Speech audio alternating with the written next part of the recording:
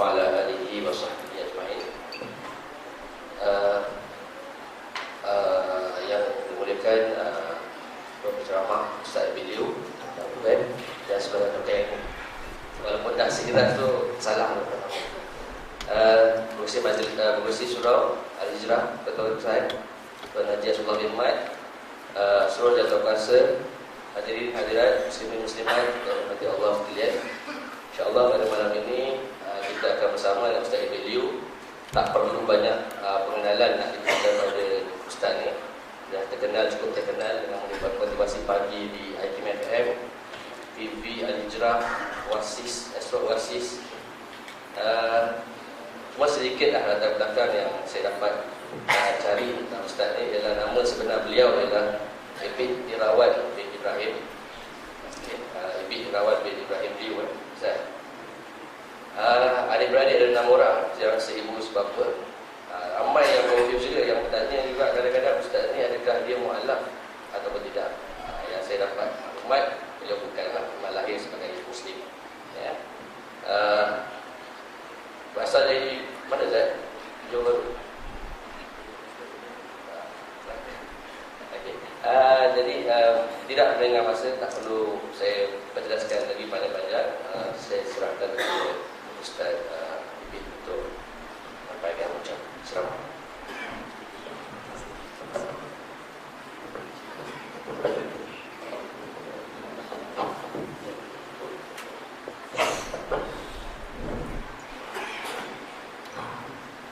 Bismillahirrahmanirrahim. Assalamualaikum warahmatullahi wabarakatuh. Nahmaduhu wa nasta'inuhu wa nastaghfiruh wa na'udzu billahi min shururi anfusina wa min sayyiati a'malina. Man yahdihillahu fala mudilla lahu wa man yudlil fala hadiya lahu. Wa nashhadu an la ilaha illallah wa nashhadu anna Muhammadan 'abduhu wa rasuluh. Alhamdulillah. Terima kasih Tuan Haji, pengurusi masjid, orang buat masjid lah kan, pengurusi masjid, Tuan Imam, Bilal, Ustaz-Ustaz, Ustazah, tuan-tuan dan puan-puan sekalian. Alhamdulillah kita duduk dalam majlis ilmu. Sebenarnya bila dalam hidup kita dapat puji Allah atau mendengar nama Allah, satu kurnia Allah yang sangat besar. Sebab ada orang dalam hidup mereka tak dapat nak sebut nama Allah. Ada orang hidup dalam dunia, berjalan, makan, minum, melalui hidup ni ada keluarga, ke sana sini, tapi mereka tak kenal Tuhan yang beri semua ini. Dan nikmat yang terbesar sekali ialah dalam hidup ni kita dapat mengenal Allah, Tuhan yang beri segala-galanya.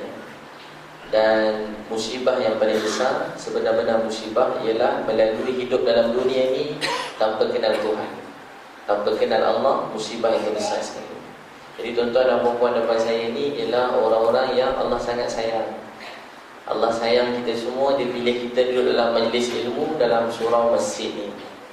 Tak tahu orang dulu mereka benar-benar menikmati Islam ni. Orang dulu benar-benar berjuang atas Islam ni, sehingga kalau apa-apa daripada Nabi SAW, kalau mereka dengar, mereka akan meruayatkan dan sampai pada kita, tak berubah pun perkataannya. Yang nombor 1 tak jadi nombor 5, yang nombor 5 tak jadi nombor 1. Orang-orang dulu dalam majlis ilmu pun satu perjuangan, sebab mereka perlu ingat setiap perkataan Nabi SAW. Dan mereka duduk dengan berjiwa besar. Tuan-tuan dan puan-puan sekalian, kita duduk majlis ilmu, termasuk saya sendiri. Saya berceramah, saya rasa hari ini saya sedang ceramah di surau masya-Allah cantik, sekian-sekian tempat, surau Al-Hijrah, kota warisan. Saya rasa begitu. Tapi orang-orang dulu, Nabi SAW dan sahabat, bila mereka bercakap agama atau mendengar kisah-kisah Quran dan hadis Nabi SAW, mereka dengar, hati mereka, jiwa mereka besar.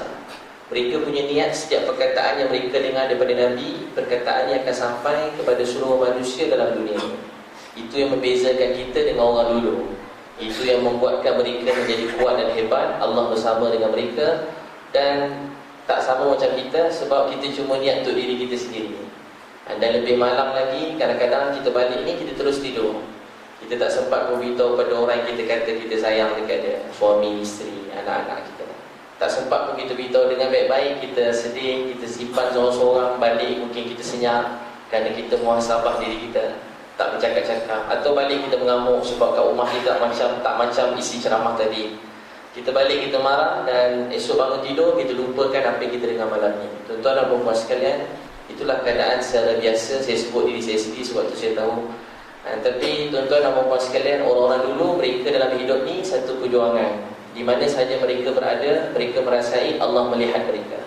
Di mana sahaja mereka buat berjuang atas agama ni, mereka rasa Allah sedang melihat. Dalam majlis ilmu ni, Allah sedang melihat kita semua.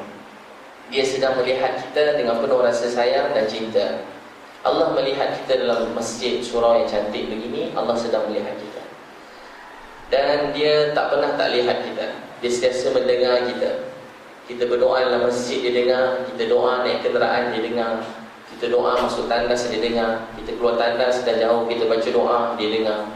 Kita sedang puji Allah di tengah masjid, Allah dengar. Kita puji Allah tengah pasar, Allah dengar. Kita puji Allah dengan anak isteri kita, Allah dengar. Tuan-tuan dan puan-puan sekalian, sebab tu orang-orang dulu mereka hidup dalam dunia ni kerana Allah. Hidup kerana Allah ialah kemanisan yang sebenar-benarnya. Hidup tanpa merasai kebesaran Allah, kerugian yang sangat besar. Sehingga ulama-ulama menerangkan, satu musibah yang besar dalam umat ni ialah kita menyebut atau mendengar nama Allah tanpa rasa kebesaran dan kehebatan dia. Nama-nama orang dalam dunia ni memberi kesan dalam jiwa kita. Nama siapa-siapa pun. Contoh kalau kita tengah penat, letih, tiba-tiba kita dengar nama siapa-siapa, tuan-puan suka, tak payah sebut siapa-siapa lah. Tuan-puan suka siapa-siapa dalam dunia. Suka siapa bang? Siapa suka dalam dunia ni? Nama siapa-siapa artis ke. Daripada kita mengantuk, kita boleh terjaga daripada tidur kita. Daripada kita rasa macam nak tidur, macam nak meninggal tadi, rasa macam teruk sangat kerja, balik macam tuan-tuan ni Masya Allah berkorban daripada rumah, daripada tempat kerja mungkin bergegas balik. Dan dalam keadaan begitu penat, tapi nama seseorang yang dalam dunia yang kita kenali boleh buat kita terjaga dan hilang penat kita. Tuan-tuan dan puan-puan sekalian, sepatutnya kita, orang ni tak pernah bagi kita sesuap nasi pun. Orang ni tak pernah uruskan hidup kita pun. Kita tak hutang budi kepada dia pun mungkin. Tapi Allah Subhanahu Wa Taala yang seluruh hidup kita terhutang budi kepada dia. Bagaimana kita sebut nama dia Allah tanpa merasai dalam jiwa kita. Sebab tu orang dalam Quran, innamal mu'minuna alladzina idza dzukirallahu wajilat qulubuhum wa idza tuliyat 'alaihim ayatuhu zadatuhum imana. Orang mukmin yang sebenarnya idza dzukirallahu wajilat qulubuhum, dengan nama Allah gemetar hati mereka. Wa idza tuliyat 'alaihim ayatuhu zadatuhum imana. Dengan Al-Quran dibacakan bertambah iman mereka. Dalam hadis Nabi SAW, kata Nabi, bacalah Quran seperti mana ia diturunkan. Quran diturunkan dalam keadaan sedih dan sayu. Quran tak diturunkan dalam keadaan bergembira. Quran diturunkan dalam sedih sayu. Untuk itu bacalah Quran seperti mana ia diturunkan. Dalam hadis Nabi SAW. Jadi tuan-tuan dan puan-puan sekalian, Allah sedang melihat kita dan dia sangat sayang pada kita semua. Orang-orang dulu mereka mungkin orang-orang biasa, tapi mereka dikenali di sisi penghuni langit. Ada seorang sahabat, nama dia Zahir radhiyallahu anhu.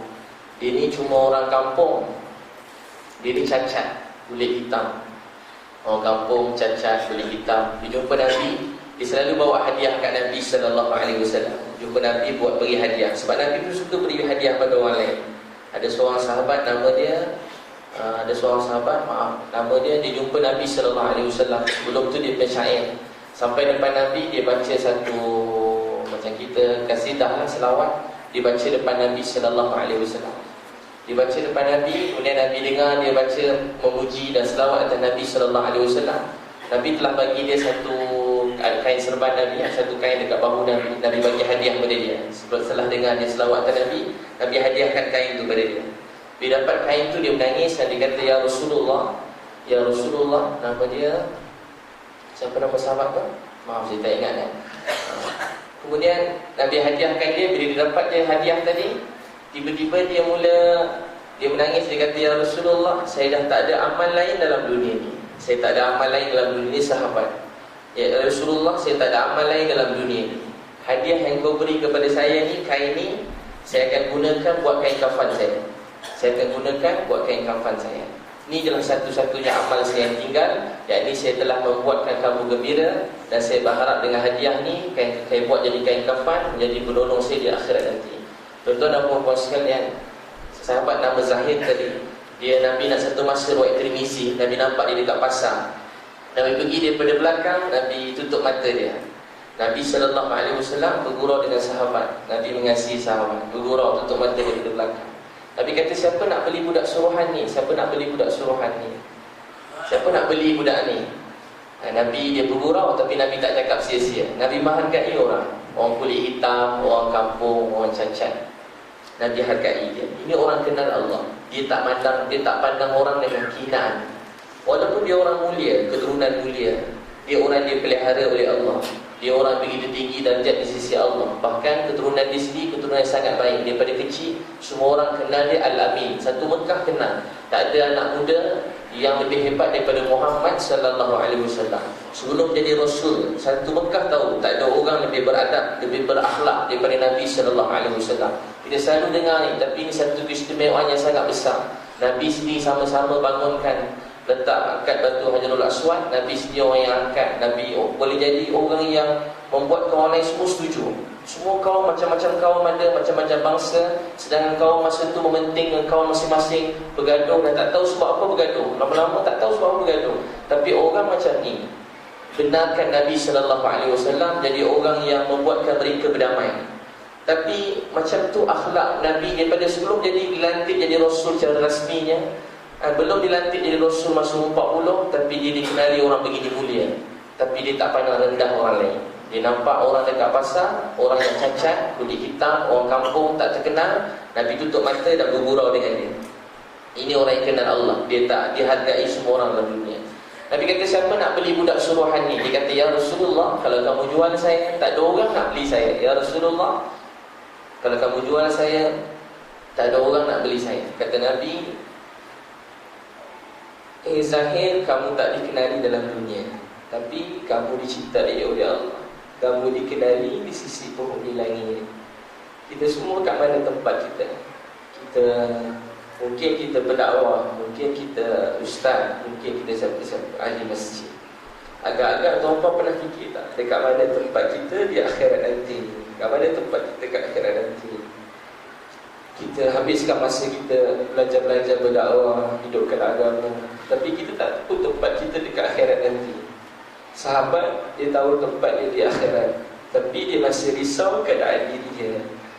Kita belum tahu tempat kita, tapi kita tak pernah risau tempat kita di akhirat. Tuan-tuan sekalian, mungkin kita dengar ni macam mimpi-mimpi, tapi satu masa kita akan jumpa dengan Tuhan kita. Ketika ni Allah sedang melihat kita. Dia sangat sayang kita semua, lebih daripada siapa-siapa pun. Untuk tu kehidupan kita sebenarnya ialah supaya Allah gembira dengan kita semua. Allah nak kita, Allah gembira, kita berjaya. Allah tak gembirakan kita, kita gagal. Kita cuma nak Allah gembira dengan kita. Tak lama dah hidup dunia ni. Saya baru-baru ni saya asyik teringat beberapa orang kawan-kawan saya meninggal dunia. Salah seorang kawan saya meninggal masa kami dekat masjid tengah malam. Masa tu saya baru umur 13 tahun, dekat Batu Pahat. Satu hari, satu malam kami ada program kat masjid iktikaf. Tengah iktikaf ni, tiba-tiba ada seorang saya masak buka puasa, masak lebih untuk sampai sahur. Giliran saya masak. Bila sahur kita panas meja lauk, tak ada rajin nak masak 2 kali kan. Masak sekali je. Sekali dah masak makanan, sampai sahur panaskan pukul 5 pagi. Bila panaskan nak makan, ambil nasi, curang-curang, lauk tak ada, tinggal kuah je. Lauk tak ada, tinggal kuah. Siapa pula belasah ayam ni? Malah tadi dah agak dah ayam 2 ekor untuk 10 orang sampai malam dengan pagi, tapi tiba-tiba dah tak cukup dah, 2 ekor setengah. Boleh habis ayam semua sekali. Siapa pula kerja tengah malam? Bukan kucing. Kalau kucing bertabur, ni orang je kerja.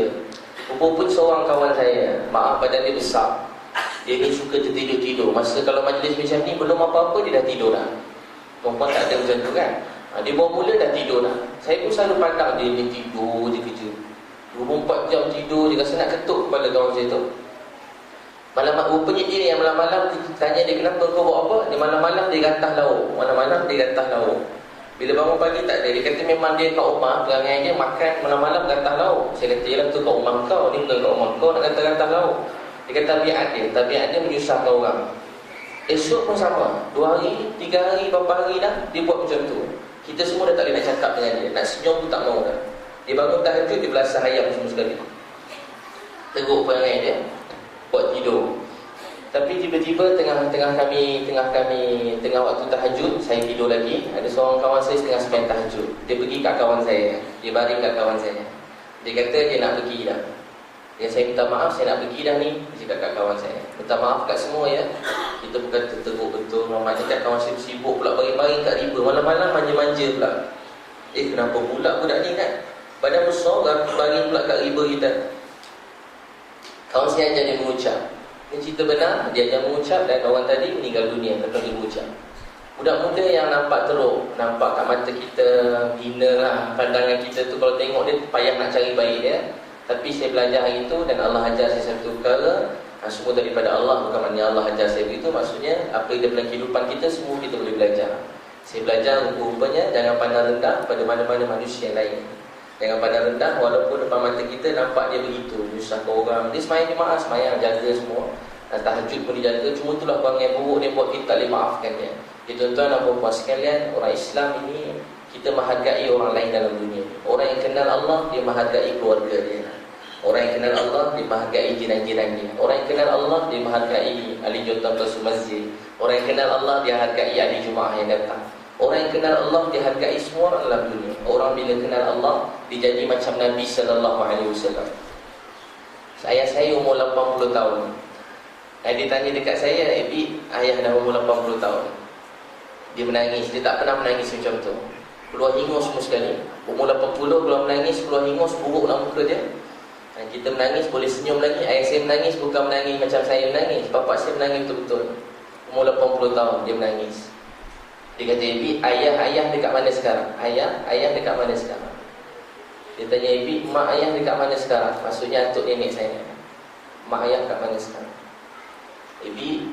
Mak ayah dekat mana sekarang? Dia menangis. Sebab dia jaga keluarga daripada kecil. Adik-adik ada 8 orang. Adik-adik dia korban untuk keluarga, dia jaga keluarga. Tapi dia menangis sebab dia tanya, atuk nenek saya dekat mana?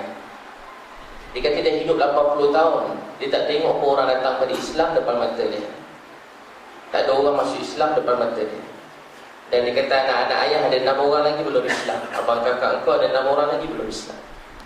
Jadi macam mana saya nak kata ayah saya, agak-agak ada peluang tak untuk orang Cina, India dalam Malaysia ni datang pada Islam? Ada peluang tak? Ada tak peluang kemungkinan Cina, India bukan Islam tu datang pada Islam dalam Malaysia ni? Dia tanya kat saya. Dan dia mula menangis.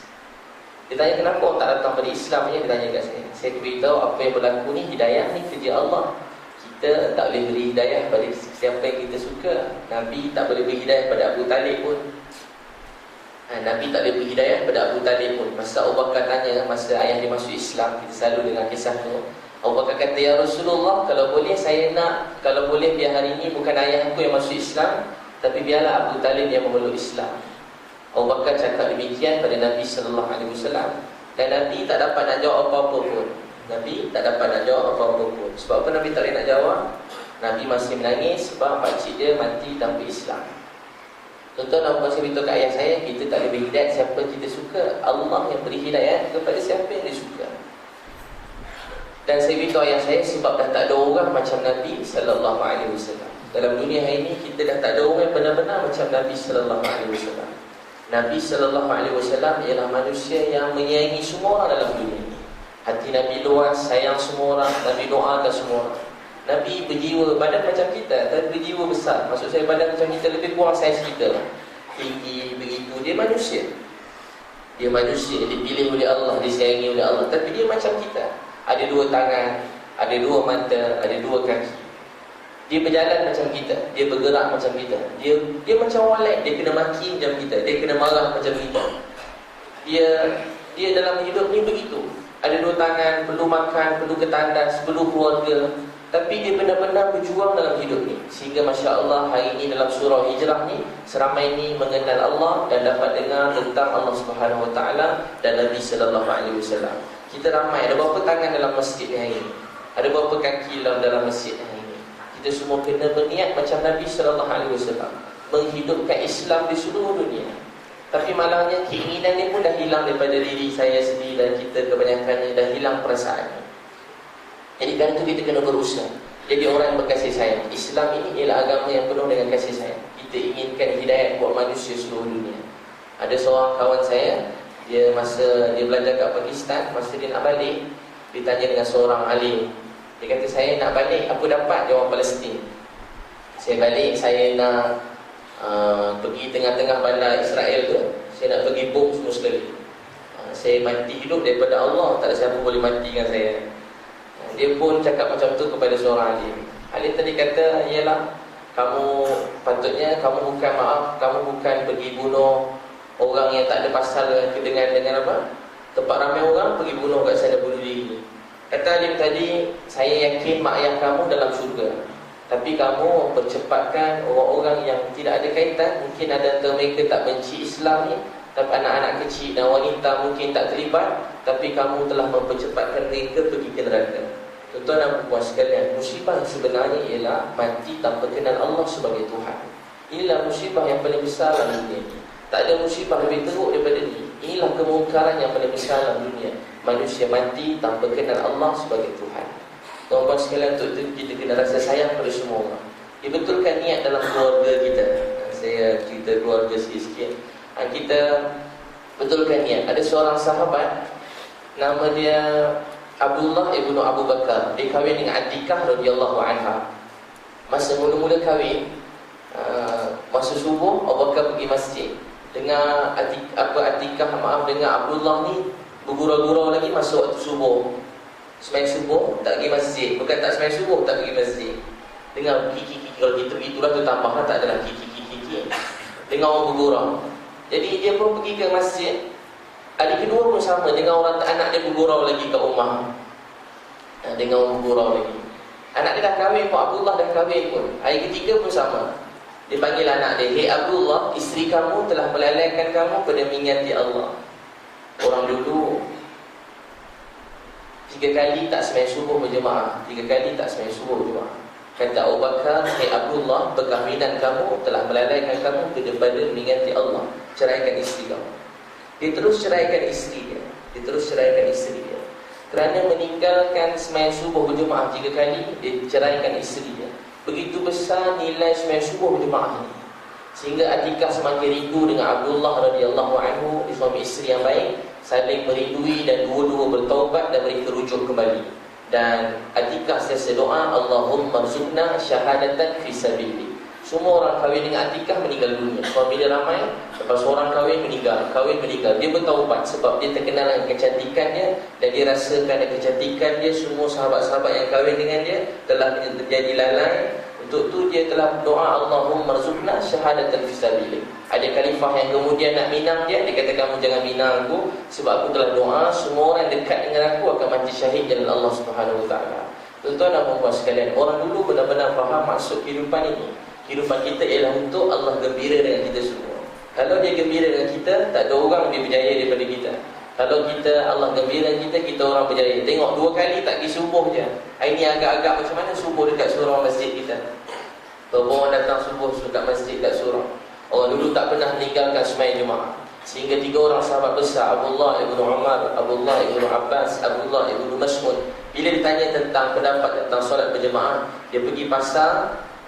Bila azan, semua pergi masjid. Tak ada satu orang pun tinggal dekat kedai-kedai, kat mana-mana dekat bandar, dah tak ada orang. Semua pergi masjid. Dia baca Al-Quran, "Ar-rijalu la tulhihim tijaratun wala bai'un an dzikrillah wa iqamis shalah." Mereka adalah lelaki yang tidak dilalaikan oleh perniagaan dan jual beli daripada mengingati Allah dan sembahyang. Bila azan, semua lelaki pergi masjid. 3 sahabat besar tadi, 3 pakar Quran hadis, Abdullah bin Umar, Ibnu Abbas, Ibnu Mas'ud, 3 jawab waktu beza-beza. Bukan waktu yang sama, tapi mereka sangat mementingkan solat berjemaah.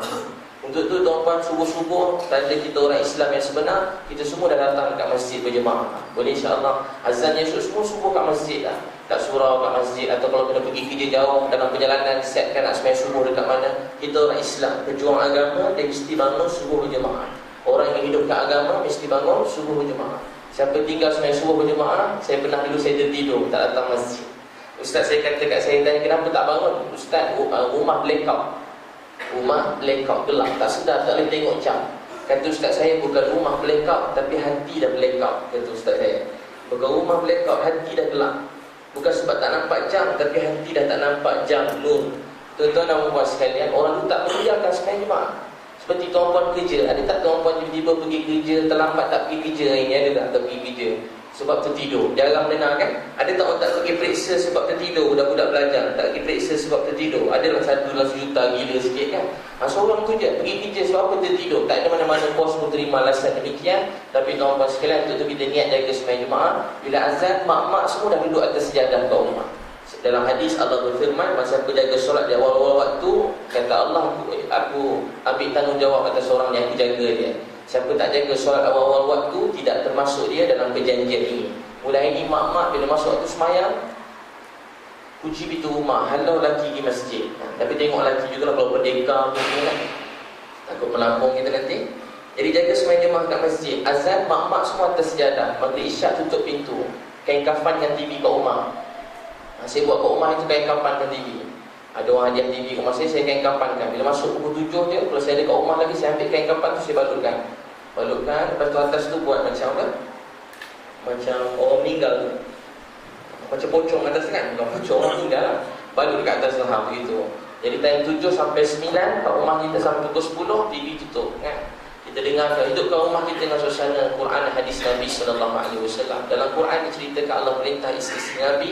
Ayat itu untuk kita semua juga. Hidupkan rumah kamu, rumah orang Islam yang mulia ialah dihidupkan bacaan Quran dan hadis Nabi SAW. Tanda beza rumah orang Islam dan bukan rumah orang Islam, rumah tu dibacakan Quran dan hadis Nabi. Rumah yang tak dibacakan Quran dan hadis Nabi, rumah tu seperti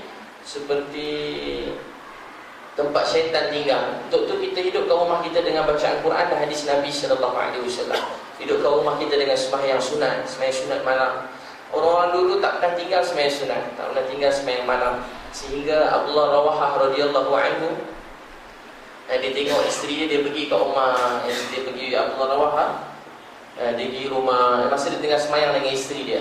Tengah malam isteri dia menangis. Dia kata, "Yang, kenapa awak menangis?" "Sebab yang sama abang menangis." Kalau isteri menangis sebab apa? Biasa menangis sebab apa? "Yang, kenapa menangis?" "Sedih drama tu bang." Apa sebab menangis ni? "Sebab suami menangis." "Sebab apa?" "Awak tak bagi kahwin seorang lagi." "Kenapa menangis ni?" Orang dulu tanya isteri. "Abang, sebab yang sama abang menangis." Dia tahu sebab apa suami dia menangis. Suami dia tahu sebab apa isteri dia menangis. Kata isteri dia, "Abang, saya risau saya dengan abang lintas titian sirat, tapi tak tahu dapat lepas ke tak." Siapa Abdullah Rawahah? Abdullah Rawahah orang berjuang untuk agama. Orang yang 3,000 orang dalam perang Muhtah lawan 200,000. Abdullah Rawahah bila orang nak patah balik, dia kata, "Bukankah ini yang kita cerita selama ni? Bukankah ini yang kita cerita selama ni? Nak syahid ni, bukankah ini yang kita selalu sebut-sebut?" Inilah dia Abdullah Rawahah radhiyallahu anhu, orang yang banyak baca syair masa perang Muhtah, 3,000 lawan 200,000. Dihiburkan hati dengan kisah-kisah syurga. Sebab musuh datang 200,000 orang, bukan sikit. 3,000 lawan 200,000. Tapi dia masih risau kehidupan akhirat dia. Masih risau kehidupan akhirat. Dalam hadis, suami atau isteri yang ambil air sapu kat pasangan, Allah rahmati keluarga dia. Walaupun dia solat sunat tahajud 2 rakaat. Dalam hadis, walaupun 2 rakaat. Tuan-tuan balik nanti, kejut isteri bangun tahajud. Sayyidina Umar setiap malam dia bangun tahajud nangis-nangis. Kata Abdullah bin Umar, sebelum subuh, waktu tahajud dia akan baca Al-Quran. Dia kejut keluarga semua dengan Al-Quran. "Wa'mur ahlaka bis-salah wastabir 'alaiha la nas'aluka rizqa nahnu narzuquka wal 'aqibatu lit-taqwa." Perintahkan ahli keluarga kamu mendirikan salat, kami tak minta rezeki daripada kamu, bahkan kami yang beri rezeki pada kamu. Bila malam dia kejut keluarga dia, kejut seluruh keluarga bangun tahajud. Allahu Akbar. Bukan sekali-sekala kata saat ni, setiap malam Umar radhiyallahu anhu kejut keluarga bangun tahajud setiap malam. Setiap malam dia kejut keluarga dia bangun tahajud. Sehingga Abdullah bin Umar kenangan dengan bapa dia dalam Hilyah kata Abdullah bin Umar, masa aku tengah solat, aku dengar bapa aku nangis masa jadi imam. Masa Sayyidina Umar jadi imam, bukan 3 orang makmum dia, bukan 10 orang makmum dia, bukan 100 orang makmum dia, entah berapa ribu sahabat masa tu. Mereka jadi imam, dia tak pakai mic. Kata Abdullah bin Umar, aku duduk 3 saf daripada belakang. Anak dengar bapa menangis. Aku dengar ayah aku menangis sambil baca Al-Quran, innama ashku basi wa huzni ila Allah. Kepada Allah aku hadapkan kesedihan dan kesusahanku. Itu doa Nabi yang buta, Nabi apa? Nabi Yaqub alaihissalam masa kehilangan Nabi Yusuf alaihissalam. Al-Quran cerita tu Sayyidina Umar sebut ni sambil menangis. Kata Abdullah bin Umar, aku duduk 3 saf daripada belakang. Tuan-tuan, agak-agak kalau kita meninggal, apa kenangan kita untuk anak-anak kita? Ayah saya memang kalau balik surau, dia tengok TV sampai tengah malam. Ataupun apa kenangan kita? Tuan-tuan dan sekalian, orang dulu kenangan dia dengar bapa dia menangis, dia duduk 3 saf daripada belakang. Saya merayu tuan-tuan semua. Saya pesan diri saya sendiri. Kalau kita tak beri masa untuk anak kita, kita mungkin akan hilang anak kita. Dia duduk sekeluarga, serumah dengan kita, tapi kita tak bersama dengan mereka. Mereka tak akan berbual dengan kita, tak akan faham apa kita nak, mereka jadi apa. Kalau kita tak beri masa untuk anak. Kalau tuan-puan tak beri masa untuk isteri, mungkin tuan-tuan satu masa akan hilang isteri itu. Mungkin dia masih duduk serumah kita, tapi jiwa dia tak bersama kita. Isteri pun sama. Isteri tak bagi masa untuk melayan suami dia, mungkin dia duduk serumah lagi, tapi dia akan hilang suami dia. Tapi kalau tuan-puan tak bagi masa jadi agama pada anak-anak, mungkin dia masih anak tuan-puan, tapi dia jadi manusia tak bawa agama dalam hidup dia. Tuan-puan tak bagi masa untuk didik agama pada isteri kita, kita akan kehilangan isteri kita. Itu saya merayu tuan-puan semua. Kita didiklah isteri anak kita dengan perintah Allah dan sunnah Nabi SAW. Sebab Islam ni tak amat mahal. Dia lebih mahal daripada nyawa kita semua. Islam lebih mahal daripada nyawa kita semua. Dan lebih mahal daripada segala-galanya. Lebih mahal daripada duit kita. Islam lebih mahal daripada rumah kita. Islam lebih mahal daripada isteri anak kita. Islam lebih mahal daripada semua. Sebab ada orang dalam hidup ni berjuang untuk dapatkan Islam. Dan mereka lalui hidup tanpa kenal Tuhan. Ada orang berjuang nak keluarga di Islam. Siang malam berusaha menangis di keluarga Islam, tapi keluarga ni tak dapat Islam. Ada orang siang malam nak faham Islam. Nabi siang malam menangis untuk Abu Talib, tapi Abu Talib tak dapat Islam. Nabi menangis Abu Talib mati tanpa Islam. Nabi benar-benar sedih Abu Talib mati tanpa Islam. Tuan-tuan sekalian, Abu Talib tak dapat Islam, tapi tuan-puan semua Allah beri Islam. Saya yakin bukan satu keturunan, dah banyak keturunan Allah beri Islam. Sebab mereka benar-benar hargai Islam. Dalam Quran beritahu bila orang tak amalkan agama ni, lebih kurang maksudnya, saya dengar ulama uraikan, bila kita tak amalkan agama ni, Allah akan hancurkan kaum tu dan Allah akan bangkitkan dengan kaum yang lain. Siapa yang tak benar-benar menghargai agama ni, satu masa Allah cabut agama ni pada diri kita. Tuan-tuan balik kampung kadang-kadang ada durian kat kampung kan? Siapa kampung ada durian? Banyak durian kat kampung. Ada durian, ada buah-buah. Sebab apa ada buah-buah? Sebab ada orang bercucuk tanam. Ada orang tanam durian tu dulu untuk kita tanam. Sekarang time cucu semua belasah pakai durian. Tuan-tuan dan puan sekalian, kalau tak ada orang tanam, ada juga atuk-atuk dia tak tanam, jadi di balik tak ada apa kat rumah dia. Tak ada apa-apa kat rumah dia. Tuan-tuan dan puan sekalian, kita dapat Islam dan menikmati Islam ini sebab dulu ada orang yang benar-benar berjuang atas Islam. Dulu ada orang yang benar-benar berjuang atas Islam. Pertama, hidupkan sembahyang jemaah dalam rumah kita. Hidupkan sembahyang malam dalam rumah tangga kita. Kalau tak hari ini, bila lagi? Dah lama kita dengar tahajud. Dalam Quran diceritakan tentang kepentingan tahajud. Surah yang mula-mula turun, kita dengar awal itu 3 surah mula-mula turun. Pertama surah apa? Iqra' bismi rabbikal ladzi khalaq. Perintah supaya kita menuntut ilmu, supaya kita kenalkan keluarga kita kepada Tuhan yang menciptakan. Kenalkan Allah kepada keluarga kita. Kata Abdullah ibn Umar, kami mula-mula Islam, ta'allamna al-iman wa summa ta'allamna al-Quran. Kami belajar iman, kemudian kami belajar Quran. Ilmu yang mula-mula kita kena belajar ialah ilmu mengenal Allah Subhanahu wa taala, mengasihi, mencintai kebesaran Allah. Dan kata Aisyah radhiyallahu anha, kata Abdullah bin Umar, kami belajar iman, kemudian kami belajar Quran. Kerana itu apa-apa yang halal dalam Quran kami halalkan, apa-apa yang haram dalam Quran kami haramkan. Apa-apa yang halal dalam Quran kami halalkan, apa-apa yang haram dalam Quran kami haramkan. Tapi umat kemudian, kata Abdullah bin Umar, mereka belajar Al-Quran tapi mereka tak belajar iman. Mereka belajar Al-Quran tapi tak belajar iman. Sehingga apa jadi? Quran ada tapi mereka tak faham Quran. Yudillu bihi katsira wa yahdi bihi katsira. Dengan Quran ni ramai orang disesatkan, dan dengan Quran juga ramai orang mendapat petunjuk. Ramai orang disesatkan dengan Quran, dan ramai juga orang dapat petunjuk dalam Quran. Orang yang dapat petunjuk dalam Quran, dengan Quran ialah orang yang mengikuti Quran dalam hidup dia. Orang yang mengikuti Quran. Surah mula-mula kenalkan keluarga pada Allah. Nabi SAW letak Ibnu Abbas kat belakang. Nabi tak pernah cakap sia-sia. Nabi menjauhi cakap sia-sia. Ada seorang sahabat mati syahid, semua kata dia ahli syurga. Nabi kata belum lagi. Ada tak lidah dia bercakap yang sia-sia? Ibnu Abbas Nabi dukung bergurau dengan anak-anak. Bergurau dengan anak-anak Nabi SAW buat dengan saudara budak-budak kecil Nabi bergurau. Allahu Akbar. Sehingga ada seorang sahabat anak dia datang, dia ambil, dia peluk, dia cium puan.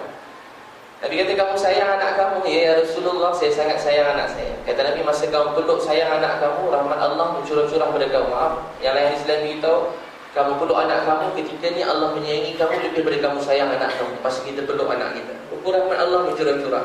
Nabi letak anak dekat kaki. Nabi hayun-hayun anak kat kaki. Nabi pernah buat. Nabi pernah letak anak, bukan anak lah, cucu beliau, anak saudara dia letak kat belakang, Nabi tunggang. Tapi Nabi tak cakap sia-sia. Nabi kata kepada Ibnu Abbas, ihfazillah yahfazka, jagalah Allah, Allah jaga kamu. Untuk itu dalam keluarga kita berpesan begini, jagalah Allah, Allah jaga kamu. Kenalkan keluarga kita kepada Allah. Beritahu nak yang bagi rezeki pada engkau Allah. Anak Allah yang jaga pelihara kita. Anak kecil-kecil lagi, siapa beli bagi coklat ni, nenek bagi. Siapa beri? Allah beri. Baik tak Allah? Baik Allah. Sedap tak makanan ni? Sedap. Siapa bagi sedap? Allah. Baik tak Allah? Baik Allah.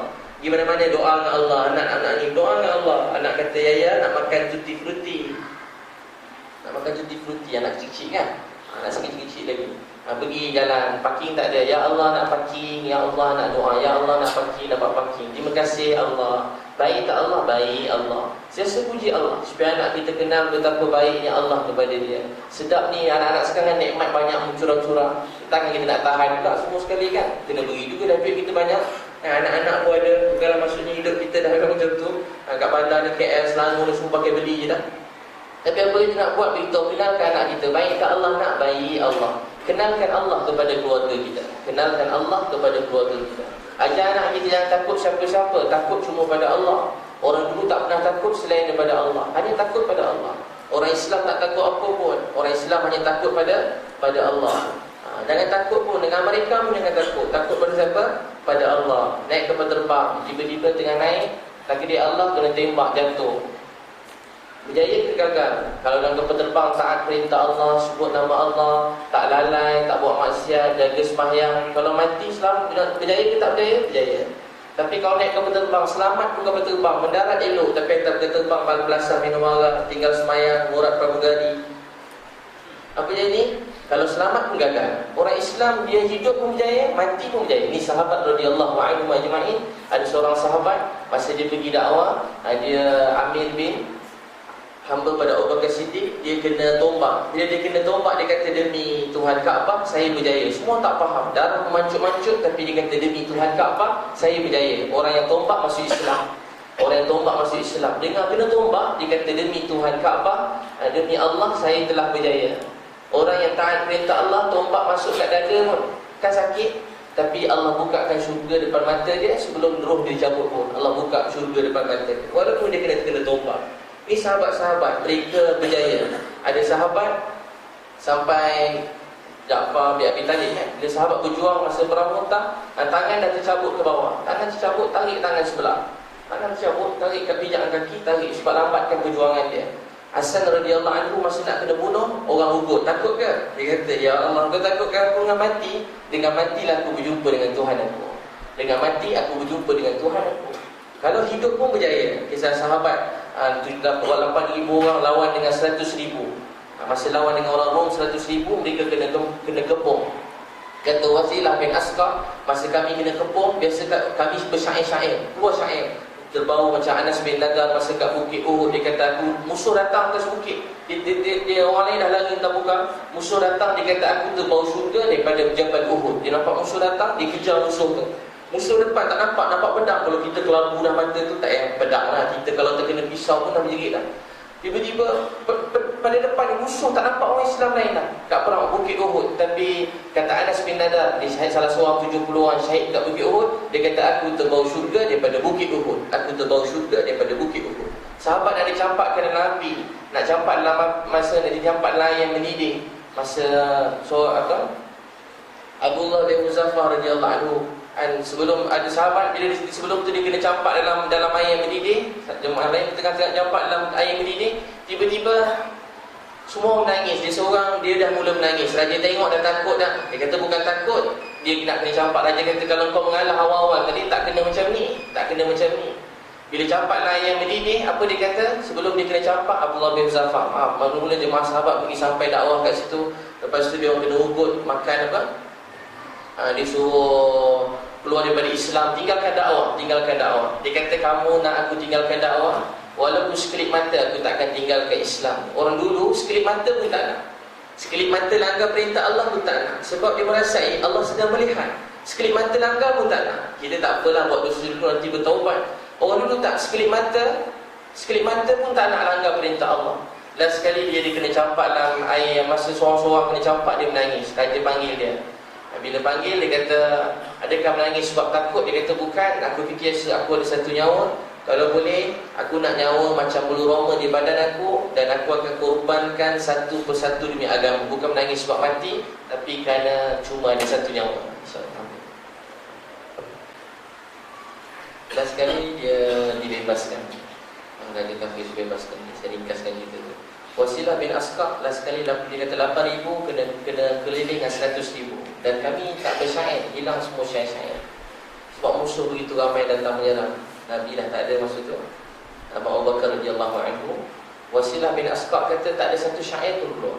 Cuma tapi tiba-tiba daripada semua mulut sahabat, Nabi baru wafat masa tu, kata Abu Bakar radhiyallahu anhu, kami dengar sahabat-sahabat sebut ya Rabbah Muhammad, semua serentak sebut. Tiba-tiba mereka diingatkan Nabi SAW. Sahabat selalu begitu. Bila apa-apa musibah datang, mereka cintakan Allah, ingat Allah, dan mereka selalu diingat Nabi SAW.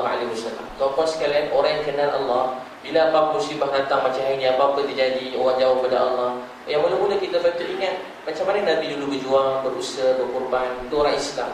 Sebab kita dapat nak bayangkan bagaimana nak hidupkan agama tanpa Nabi SAW. Quran, perintah Allah. Kehidupan Nabi ialah praktikal kepada Quran tu. Kehidupan Nabi SAW ialah praktikal kepada Quran. Sebab tu sahabat-sahabat semua doa. Wasilah bin Asqa kata kami dengar daripada mulut semua sahabat berdoa, ya Rabbah Muhammad unsur ummata Muhammad. Semua serentak sebut ya Rabbah Muhammad unsur ummata Muhammad. Ya Rabbah Muhammad unsur ummata Muhammad. Wahai Tuhan Muhammad, bantu umat Muhammad sallallahu alaihi wasallam. Semua sahabat doa-doa sama, ya Rabbah Muhammad unsur ummata Muhammad. Ya Rabbah Muhammad unsur ummata Muhammad.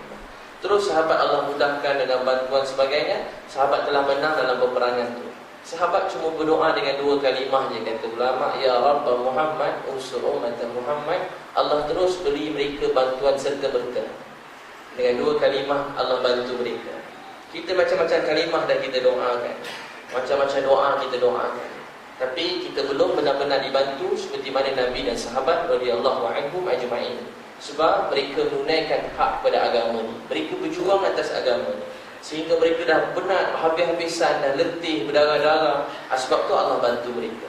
Tapi kita, kata ulama, nak tahu apa dalam hati kita, tengok apa kita doa tengah malam. Apa tuan-tuan doa tengah malam?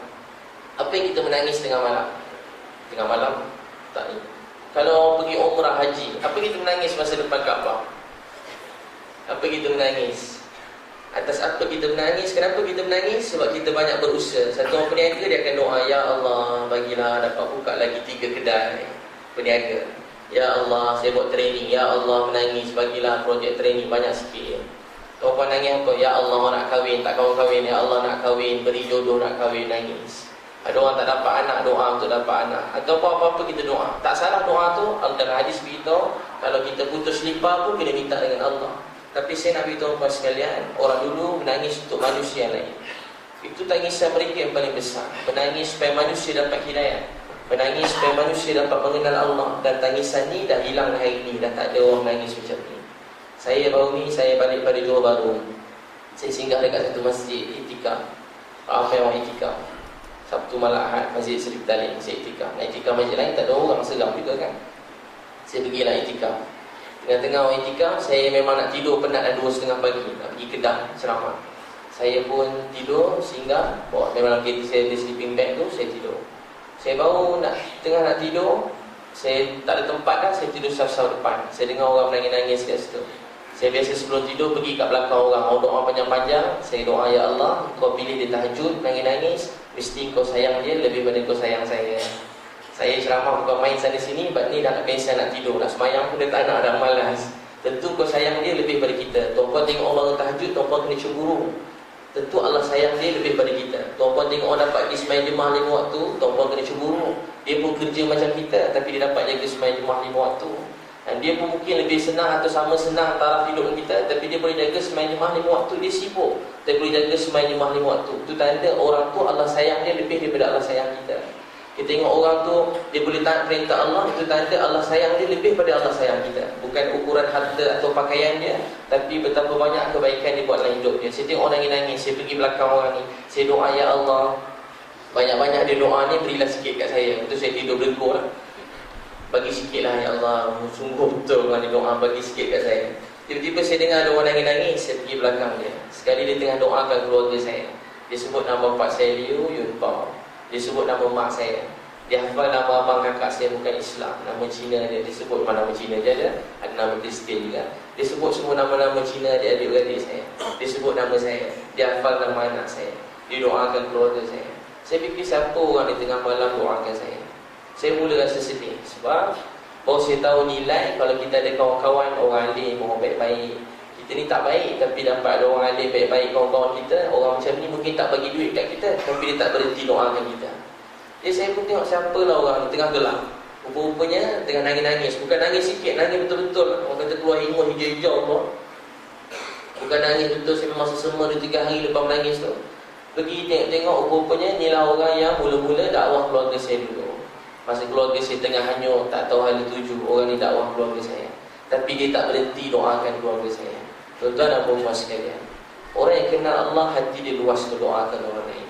Untuk itu kita doakan mak ayah kita, pakcik-makcik kita, jiran-jiran kita, biras kita, mertua kita, menantu kita, sepupu kita, siapa-siapa yang belum, doakan semua orang.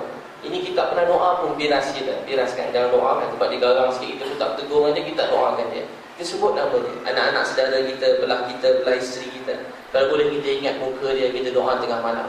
Sahabat-sahabat, ada sahabat dia tampal nama-nama orang lain dekat dinding rumah dia. Ada 80 nama sahabat, ada 120 nama sahabat. Dia tampal malam-malam, dia sebut nama satu-satu. Dia doakan orang lain. Ini tanda kita dekat dengan Allah. Kita doakan semua orang dunia. Doakan ni kita punya, Allah hantar kita dalam keluarga kita, dalam kerja kita. Ada bos kita yang baik, ada bos kita mangkuk.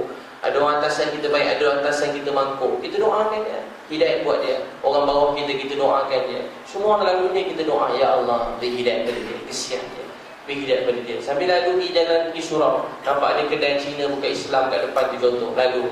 Sambil lalu tengok, beli barang dia, buat layan kita baik, berlari-lari ambil barang kita nak. Tapi kita ada barang yang lebih mahal daripada barang dia nak bagi kat kita, tapi kita tak beritahu kepada dia. Apa dia? La ilaha illallah Muhammadur Rasulullah. Dah 7 tahun kita beli barang kat dia, tapi tak pernah nak terkeluar. Atau lebih malang lagi, tak pernah pun doakan dia. Tuan-tuan, kita kena doakan orang lain. Dalam kereta tengok tengah jam, ramai orang bukan Islam lagi kat jalan raya, doa menangis untuk dia, doa untuk orang lain. Doa ni membuatkan dalam hadis Sahih Muslim, siapa doa untuk saudara dia, malaikat datang kata, ya Allah, apa dia minta untuk saudara dia, beri jugalah kepada dia. Doa banyak-banyak. Tuan-puan hebat, orang kata, Ustaz nak doa macam mana? Saya pun teruk nak doa ke orang macam mana? Saya pun teruk juga. Saya tahun lepas Maulid Rasul, ada seorang doktor kat rumah saya. Dia berbual panjang dengan saya. Mak dia masuk Islam. Sebab apa? Sebab dia jaga mak dia.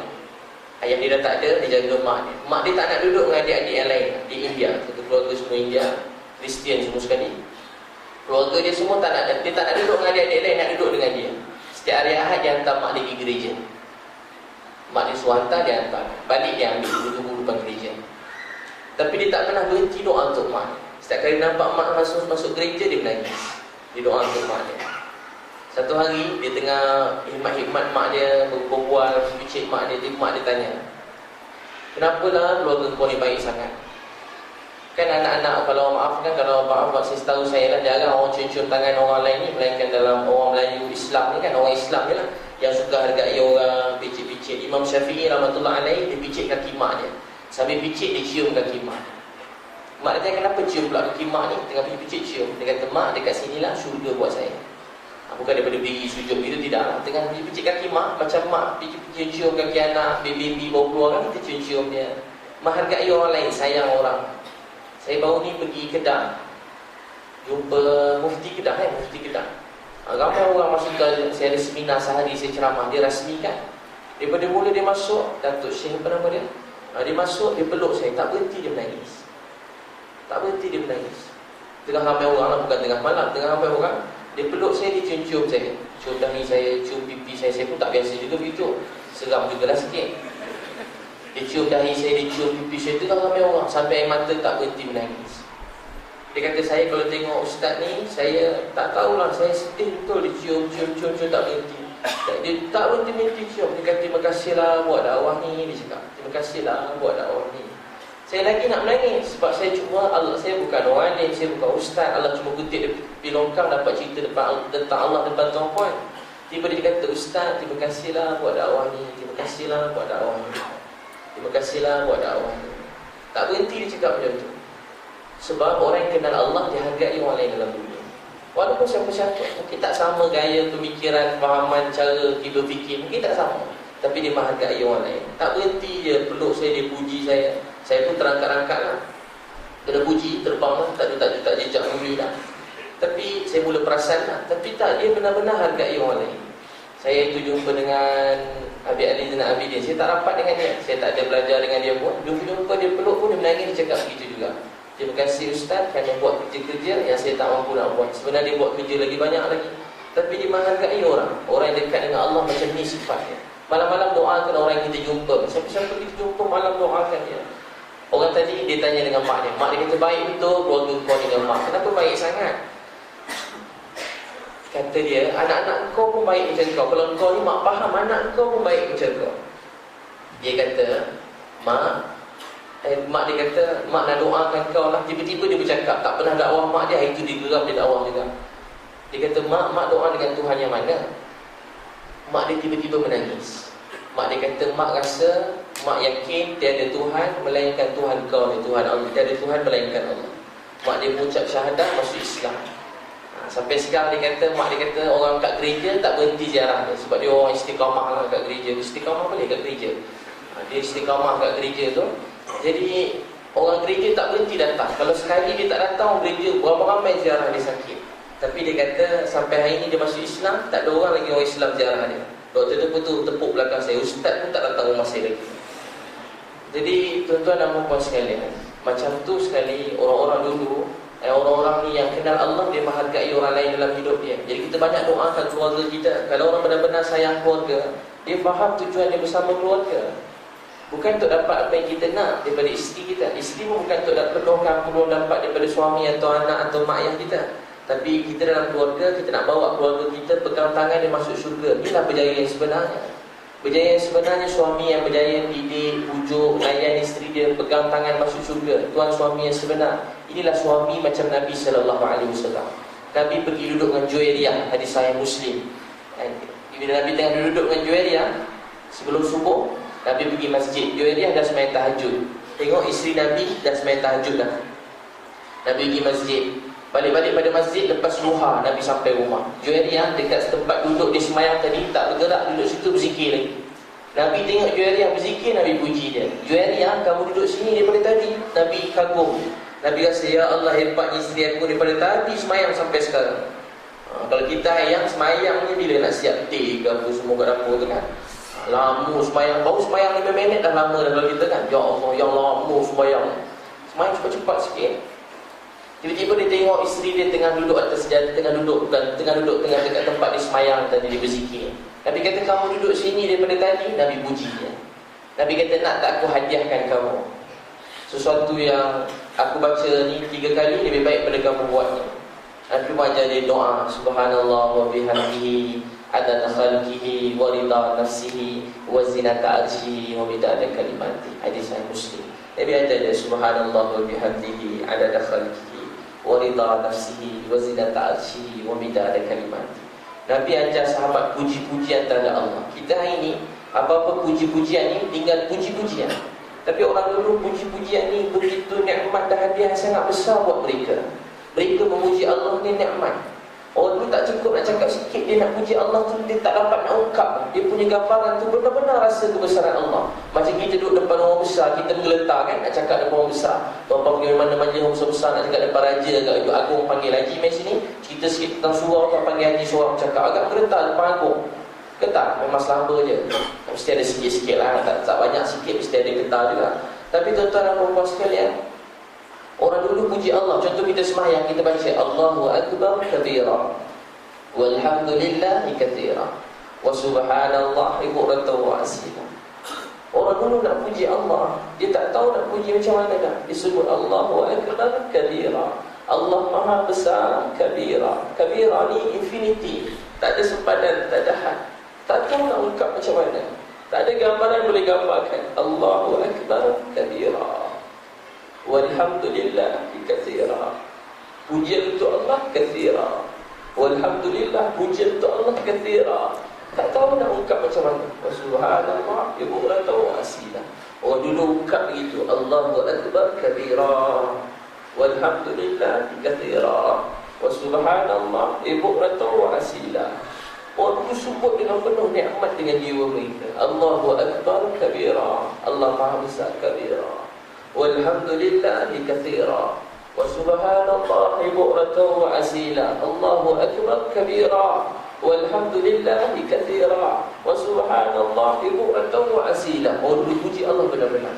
Saya selalu, bila saya sendiri pun pemalas juga, tapi saya selalu kadang-kadang sedih-sedih saya pesan diri saya. Saya kata, Abi kalau hari ni tak khusyuk, bila lagi? Dah puluh tahun cerita pasal sembahyang, solat khusyuk, khuduk saya belajar pada kecil. Solat khusyuk, khuduk pada kecil. Dah puluh tahun dengar, puluh tahun cakap, kalau hari ni tak dapat lagi, bila lagi kita tak dapat? Kalau hari ni belum lagi, bila lagi? Dah lama dah kita Islam ni, dah lama kita dapat Islam, dah lama dah. Kalau hari ni kita tak khusyuk, bila lagi? Dalam Quran Allah cerita, ara'aital ladzi yukadzibu bid-din, fadzalikal ladzi yad'u'ul yatim wa la yahuddu 'ala ta'amil miskin, wa wailul lil musallin alladziina hum an salatihim sahun alladziina hum yura'un wa yamna'unal ma'un. Allah kata mula-mula, siapa penipu dalam agama. Allah tanya, siapa penipu dalam agama. Kalau saya cakap tak ada apa-apa makna. Kalau seorang raja cakap kita penipu, susah kita kat negara tu. Kalau orang-orang seseorang yang hebat dalam dunia kata kita penipu, susah. Orang besar cakap, orang yang ada pengaruh, atau siapa-siapa cakap kita penipu, orang dengar cakap dia. Tapi tuan-puan sekalian, yang cakap penipu ni Allah sendiri. Allah kata siapa penipu dalam agama? Orang yang tak kesian orang miskin, tak tolong orang miskin, tak kesian anak yatim, tak tolong anak yatim, tak tengok orang tolong miskin pun tak suka tengok orang tolong miskin. Allah tambah lagi. Tu tadi dua perkara, orang miskin dan anak yatim, tak kesian, tak nak tolong, tak suka tengok orang tolong. Allah kata ni penipu nak agama. Orang ni bukan dia, penipu nak agama. Allah tambah fawailul lil musallin. Dan siapa dia? Allah beritahu celaka pula. Allah tambah penipu, celaka orang yang sembahyang. Siapa dia? Fawailul lil musallin. Orang yang siapa dia? Orang yang lalai dalam sembahyang. Siapa celaka tu? Orang yang dalam neraka tu siapa dia? Orang yang lalai dalam sembahyang. Kata Sa'ad Abi Waqqas, aku tanya pada Nabi, siapa orang lalai dalam sembahyang? Kata Nabi, ialah orang yang suka melewat-lewatkan sembahyang. Orang yang suka melewat-lewatkan sembahyang. Kata Sa'ad Abi Waqqas, aku tanya sendiri pada Nabi, siapa orang yang binasa, celaka tadi tu? Orang yang lalai tu siapa dia? Orang yang lewat-lewatkan sembahyang. Saya saja lewatkan. Untuk tu mulai hari ni, mak-mak, kakak-kakak, saya benar-benar merayu mak-mak, kakak-kakak, termasuklah saya sendiri, merayu saya sendiri. Bila azannya, kita tutup TV kita, tutup internet kita, tepikan handphone kita duduk dalam saf. Kalau lelaki kat masjid, suara anak lelaki semua pergi masjid. Ayah-ayah bawa anak lelaki pergi masjid, pujuk dia. Kalau dah besar, tak nak marah, takut lari pada rumah, peluk dia, cium dia, pujuk dia.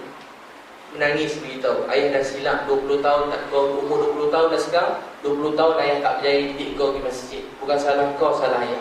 Hari ni ayah merayu sungguh-sungguh, marilah pergi masjid dengan ayah sama-sama. Marilah pergi sembahyang jemaah ke masjid sama-sama. Tu je buat ayah gembira. Kau bagi duit banyak mana pun habis juga, tapi boleh buat ayah gembira apa dia? Kau sama-sama dengan ayah di masjid. Kau pergi sembahyang jemaah 5 waktu kat masjid, ayah lagi gembira daripada kau dapat 4 flat kat universiti kau. Lebih ayah gembira lagi, merayu pada anak kita. Gunakan segala kebolehan yang Allah beri pada kita. Kita semua macam-macam kebolehan. Gunakan. Mak pun isteri merayu dengan suami. Suami tak pergi masjid, merayu pada dia. Pegang dia, buat baik, hikmat, layan, bujuk, buat apa saja. Nabi itu, abang saya cuma nak satu je. Saya nak abang pergi sembahyang jemaah dekat masjid. Azan dah siap dah, 10 azan, mak dah siap dah tolong iron. Suami pemalas, ironkan jubah-jubah dia, ironkan baju Melayu dia, letakkan, siapkan, startkan kereta dia subuh-subuh. Tentu suami terlambat, sampai dah suami tamat baru nak pergi masjid, tolong startkan kereta dia, pergi suri masjid, pergi masjid, pujuk suami. Sebelum subuh, rumah orang Islam patutnya sebelum subuh dah bangun dah. Rumah kita dah hidup dah. Bila nak tidur cakap dah 30 tahun tidur, nak tidur lagi hari ni. Allah perintah sembahyang subuh tak sampai 10 minit, hari ni nak tidur lagi. Jadi kita pergi sembahyang Jumaat dekat masjid. Boleh insya-Allah begitu. Dia jaga. Dan sampai mana kita? Banyak juga Seterusnya dalam rumah tangga kita tadi saya beritahu dulu kat Mekah, yang mula Nabi buat Iqra' bismi rabbikal ladzi khalaq. Dalam rumah orang Islam, satu rumah Ibnu Abi Al-Arqam, ada wujud amalan belajar agama, ilmu disebarkan dekat rumah Ibnu Al-Arqam, kat rumah dia. Dan semua rumah sahabat hidup rumah dengan bacaan Quran dan hadis Nabi. Yang Sayyidina Umar nak bunuh Nabi, jumpa Sa'ad cakap banyak, dia belasah Sa'ad kena pukul. Dia kata, kau sibuk Muhammad, adik kau masuk Islam. Dia berlari ke rumah adik dia, sampai-sampai dengan adik dia tengah baca-baca Quran dalam rumah. Dia masuk-masuk terus, dia belasah adik dengan adik ipar dia. Bukan sikit belasah, berdarah-darah, betul-betul. Sayyidina Umar belasah, bukan orang biasa belasah. Sayyidina Umar, parlimen bukannya jalan orang. Dia belasah adik dengan adik ipar dia, berdarah-darah dalam rumah. Lepas tengok berdarah, dia kesian tak. Khabab dah menyuruh, Khabab tengah mengajar adik dia, menyuruh balik pintu, menyuruh. Tak keluar-keluar Khabab, itu kan ajar. Ustaz dah menyuruh lagi lah kan, mampus kan. Habis kena belasah, menyuruh ke belakang, lari. Tengah menyuruh, Khabab menyuruh. Allah, Khabab tak datang, pergi pegang tak, dia menyuruh. Seram juga dia, tengok Sayyidina Umar datang, dia menyuruh. Kemudian adik dia kata, kamu ikut Muhammad, kata Sayyidina Umar. Kata tanya kat adik dia kata, macam mana kalau agama Muhammad ni lebih baik pada agama nenek moyang kita? Yang Umar dah mula pandang, tadi dah belasah. Dia kata, dia nampak Quran. Dia kata, nak tengok tu Quran tu. Dia kata, tak boleh. Kamu tak suci, tak bersih, kotor. Kan orang, kan bukan betul sangat dia punya istinja, semua kotor-kotor nak pegang Quran. Bersihkan diri kamu. Dia terus dengar. Dia bersihkan diri dia dan kemudian dia dengar Quran. Dia dengar surah Taha kan, sampai tu dia dengar. Sampai ayat akulah Allah tiada Tuhan melainkan aku. Dia dengar ayat tu, dia terus hati dia lembut dan dia nak jumpa Nabi SAW. Rumah-rumah orang Islam begini, ada Quran dan hadis Nabi SAW. Saya beritahu tuan-tuan, kalau tuan-tuan buat macam ni, mungkin dunia belum berubah, tapi insya-Allah keluarga kita berubah. Kita tak nak ubah siapa-siapa, Allah ubah dengan rahmat dia. Saya benar-benar yakin, siapa dalam rumah dia baca Quran dan hadis Nabi, rumah tangga dia pasti berubah. Walaupun dia cuma seorang wanita yang lembek, yang lembut, yang tak mampu apa-apa. Walaupun dia cuma seorang anak budak kecil yang tak boleh, mungkin umur 10 tahun belum boleh dakwah bapak dia. Orang macam ni pun kalau dia wujudkan rumah dengan amalan agama, rumah dia akan berubah. Mu'az bin Amr bin Jamuh, bapak dia ketua orang kaya betul, bahala besar depan rumah. Ringkas cerita lah, sekali Mu'az bin Amr dapat bahala tu kena buang semua sekali. Bapak dia dah pening tengok budak-budak dah ikut baginda Muhammad SAW, ikut Nabi SAW. Dia berbebel kat isteri, dia kata, ya budak-budak muda kampung semua dah rosak ikut Muhammad. Tiba Mu'az bin Amr bin Jamuh, Mu'az kata apa? Dia panggil, kata, mak dia kau sibuk marah anak orang, anak kau pun dah masuk Islam. Mu'az pergi depan bapak dia baca surah Fatihah. Habis dia baca surah Fatihah, bapak dia tu nak masuk Islam. Tuan-tuan dan puan sekalian, istiqamah anak di atas agama ni, Allah beri hidayah pada bapak dia, dan bapak dia mati syahid untuk agama ni. Orang dulu macam tu rumah tangga. Saya dulu masa saya kecil-kecil, saya ada cerita tentang rumah ni, dia dah 9-10 dah habis laju dah cakap tu. Tak tahu tuan-tuan sini memang baik-baik macam ni dia nak ceramah. Saya tak pernah tengok muka orang macam ni sungguh-sungguh dengar. Biasa saya cakap pelan-pelan, saya tengok muka orang. Kalau muka macam sayu, saya pun pelan-pelan. Dia nampak muka macam nak pergi perang semua tu yang saya laju-laju. Tanya mana jarang ceramah macam ni. Tuan-tuan biasa dengar saya ceramah kan, tak ada cakap laju macam ni. Kemudian saya masa umur 12 tahun, saya rasa kalau cerita kat tuan-tuan ni macam mimpi. So apa macam mimpi? Sebab saya macam tak terfikir betul ke tak betul. Tapi itulah hakikatnya Allah yang beri, bukan kita. Macam tak betul, tapi betul dah jadi. Bukan cerita mimpi buat kat kepala. Kalau saya cerita abang-abang saya semua dengar, dia orang pun mesti menangis juga. Setiap kali kalau saya cerita abang saya ada, kalau tuan tengok ada abang adik saya tengah dengar ni, mesti orang lari keluar. Sebab dia tak tahan dengar, dia orang akan menangis. Setiap kali kalau saya nak cerita ni, dia orang dah cabut lari dah. Abang atau adik saya, dia tak boleh duduk. Kalau duduk dia menangis. Masuk bilik dia bantai menangis dua. Abang adik saya seorang selalu ikut saya ceramah mana-mana, dia orang pun menceramah juga. Bila macam ni, mereka kata kalau dia ada kat sini, mesti dia keluar. Saya geram juga, aku ceramah, korang keluar. Korang ceramah, aku dengar. Saya pun kata macam mana lah adik-adik ni kan. Orang lain dengar, adik tak dengar. Tu mungkin ustaz tu penipu. Kan orang lain semua nak dengar, bini dia sedang nak dengar. Itu maknanya suami dia tengah menggoreng lah tu. Kalau isteri kita tak nak dengar ceramah kita, orang lain semua dengar.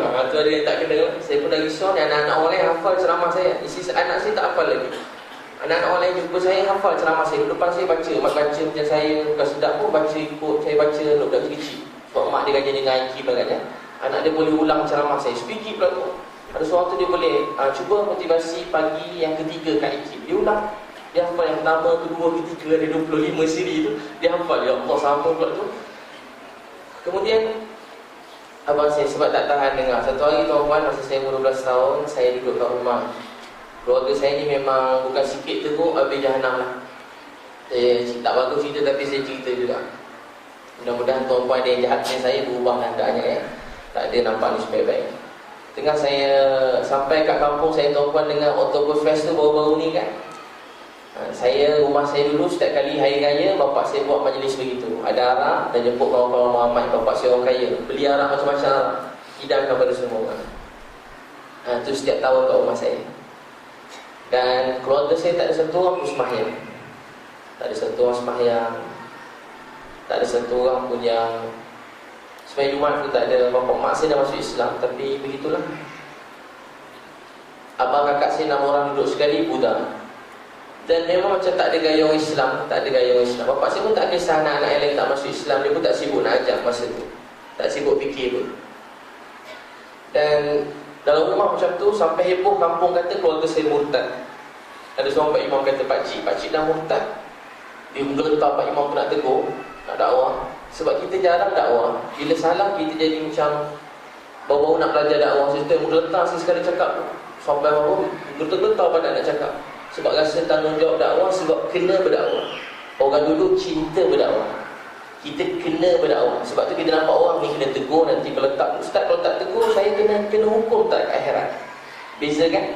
Nabi SAW tak pernah berehat daripada dakwah. Saya sentiasa terfikir, kadang-kadang sibuk-sibuk sikit lah, belajar-belajar sibuk-sibuk sikit, penat-penat sikit dakwah, penat-penat sikit, letih-letih sikit.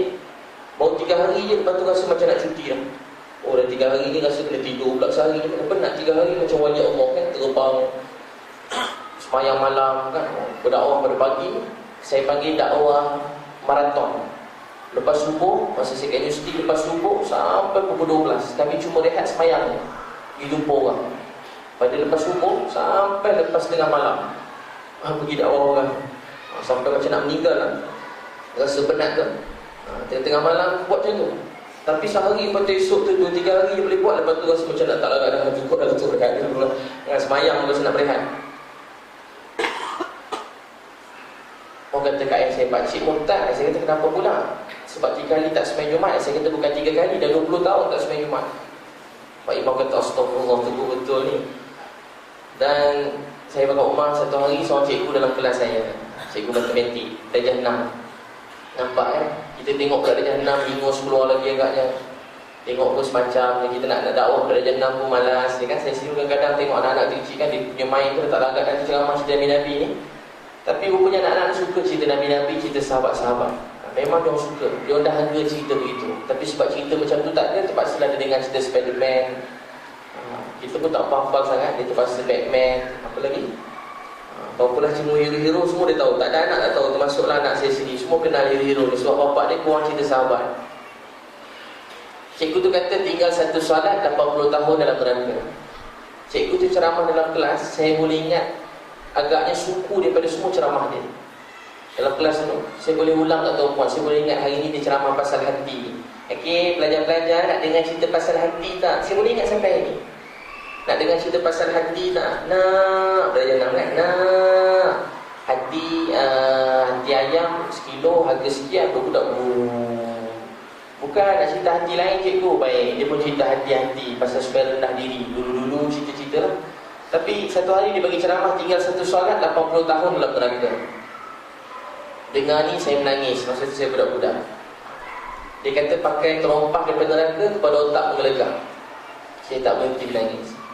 Saya cuma terfikir ayah saya dan fikirkan keluarga saya. Macam mana saya nak buat keluarga saya.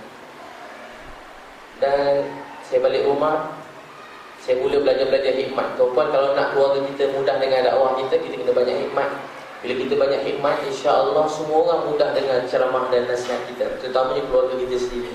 Kat mana kita beri hikmat, orang suka dengan dakwah kita, orang akan dengar nasihat kita. Ada seorang yang di Indonesia yang ada di madrasah pada Batu-Batu, ada madrasah 1000 orang ini. Dia masa saya terjumpa dia, saya minta nasihat. Abang bagi nasihat sikit, Pak bagi nasihat sikit, dia pun bagi nasihat. Dia kata dulu dia dakwah-dakwah semua dah ramai berubah, tapi anak dia tak mau berubah. Dia jumpa dengan seorang alim ni kata, kamu dah buat doa semua dah. Dia dah buat doa, dah buat semua amalan, tapi anak dia tak berubah-ubah, makin teruk macam dia, kursi gelap juga. Apa dia nak buat? Kata ustaz tu, anak ni cermin diri kita. Dia kata cermin macam mana ni, saya dah buat semua dah. Kata ustaz tu, pernah tak basuh kasut anak? Astagfirullah, saya pula nak basuh kasut anak. Orang kaya ada orang gaji kat rumah, dia balik dia basuh kasut anak dia. Dia mula banyak hikmat dekat rumah. Lepas dia hikmat beberapa hari je, tiba-tiba anak dia lembut dengan cakap dia. Dengan beri hikmat, Allah lembutkan hati orang yang kita sayang dalam dunia, dengan beri hikmat pada dia. Saya belajar berhikmat, cuci pinggan. Masa tu TV saya tutup, haram TV masa tu lah. Sekarang tengok juga sikit-sikit. Tutup TV, saya tak tengok langsung. Orang tengok TV, saya basuh pinggan kat dapur. Ustaz pesan balik basuh pinggan. Basuh pinggan, habis pinggan basuh. Jemur baju, sebelum subuh saya jemur baju. Lepas tu semayang depan bilik mak saya. Ustaz tu kan semayang depan bilik mak, saya tak tahu kenapa semayang depan bilik mak saya. Supaya nampak kot, tunjuk sikit mak semayang kan. Saya semayang depan bilik mak saya. Bapak saya hari baca surat khabaran yang siampau. Saya baca hadis kat rumah. Bila saya baca, bapak saya duduk. Bapak saya marah. Saya baca kat bilik dengan adik saya. 10 orang adik-beradik saya lain tak ada kat rumah, tinggal kami berdua, saya dengan adik bongsu saya. Suasana kat rumah, alhamdulillah, adik saya hafal 10 juz Quran masa tu. Segala puji bagi Allah. Tapi belum hafal Quran, belum hafal doa. Semua doa saya tahu ini hafal masa dia jenam. Sekarang tak apa-apa, tak tambah ada doa tu. Masa tu macam-macam doa, ada doa betul, doa tak betul, macam-macam doa ada. Doa kentut, tuan-tuan nak dengar doa kentut? Tak nak dengar? Ni ustaz ajar, tak tahu dah ada hadis ke tidak, tak ada rasanya. Tapi kongsi-kongsi, nak tahu doa kentut, cuba baca Allahumma rihi. Langsung baca, jangan kentut je lah. Allahumma rihi fi fahmi syaitan. Ya Allah, masukkan angin ni dalam mulut syaitan. Tapi jangan lawan-lawan nak balik kan. Abang, Allahumma rihi.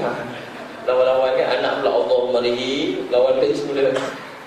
Saya hafal macam-macam doa. Bertasaffurah ala Allah subhanahu alaina min barakati wa min rahmati wa min fadli. Semua hafal masa tu. Masa doa masa Allahumma zukna tayyiban ista'milna amalan salihah. Semua hafal masa dia jenam. Satu hari tengah baca hadis, mak saya duduk, mak saya tak kena tudung. Setiap lepas main isyak, saya akan menangis dengan kawan saya depan masjid. Masjid besar macam ni, malu nak nangis depan orang, saya menangis kat tempat sorok, saya nangis. Tak tahu lah nangis betul ke tak masa tu, tapi rasa betul lah masa tu, dah budak kan. Dah habis dah pahala cerita ni, tak ada pahala dah. Tengah-tengah saya menangis, saya doa, Ya Allah, saya nak ayah saya sembahyang. Ya Allah, saya basuh pinggan ni, nak ayah saya sembahyang. Ya Allah, saya basuh pintu van ayah saya tak nak apa-apa, saya tak nak pahala, saya nak bapak saya sembahyang. Macam tu sikit masa tu. Sembahyang hajat, Ya Allah, saya cuma nak bapak saya sembahyang. Ya Allah, bagilah UPSA semua A supaya bapak saya sembahyang. Ya Allah, semua doa supaya bapak sembahyang. Saya tak tahu sayang betul ayah saya. Mak saya ajar sayang ayah ni. Walaupun bapak saya tak pernah cakap garang, angkat kayu dengan pegang parang, dua je bapak saya. Angkat kayu, pegang parang.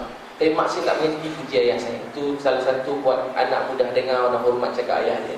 Mak saya tak berhenti puji ayah saya. Bapak saya tak pernah cakap dengan kami. Cakap tak pernah. Sampai sekarang, tak ada siapa berani cakap dengan ayah saya. Seorang pun tak berani. Garang betul. Memang garang bukan sikit. Tak pernah cakap. Dia cuma tanya, ada duit tak? Sebab tak suka cakap Melayu. Tak suka cakap Melayu. Kalau cakap pelat-pelat. Ada duit? Tu dia tanya, cukup duit? Ataupun dia limpaskan kayu. Dua je. Pukul 7 dia angkat kayu, anak-anak semua dah masuk rumah. Jiran-jiran sekali masuk. Cerita betul. Kalau pada Pahang tu nak pergi KL, dia kata jom gerak. Nak kencing tak jadi kencing, masuk semula. Daripada Pahang KL Pahang, tak makan lah. Ayah saya takkan singgah makan. Kalau beli roti satu, dia tuah sangat. Sebab bapak saya, kalau mak saya tak ada, tak nak makan. Tu pula kelebihan dia lah. Amal sunnah Nabi makan berjemaah. Dia tak mau makan. Mak saya tak ada, tak mau makan. Rasa macam nak meninggal. Kerana kisah cerita mereka, kami menanggung. Semua anak-anak tahu benda ni. Tak berani nak cakap. Satu hari tengah saya baca hadis, mak saya duduk, mak saya menangis. Mak saya tak kena tudung. Itu mak saya pakai tudung. Bukan tiba-tiba Allah beri hidayah.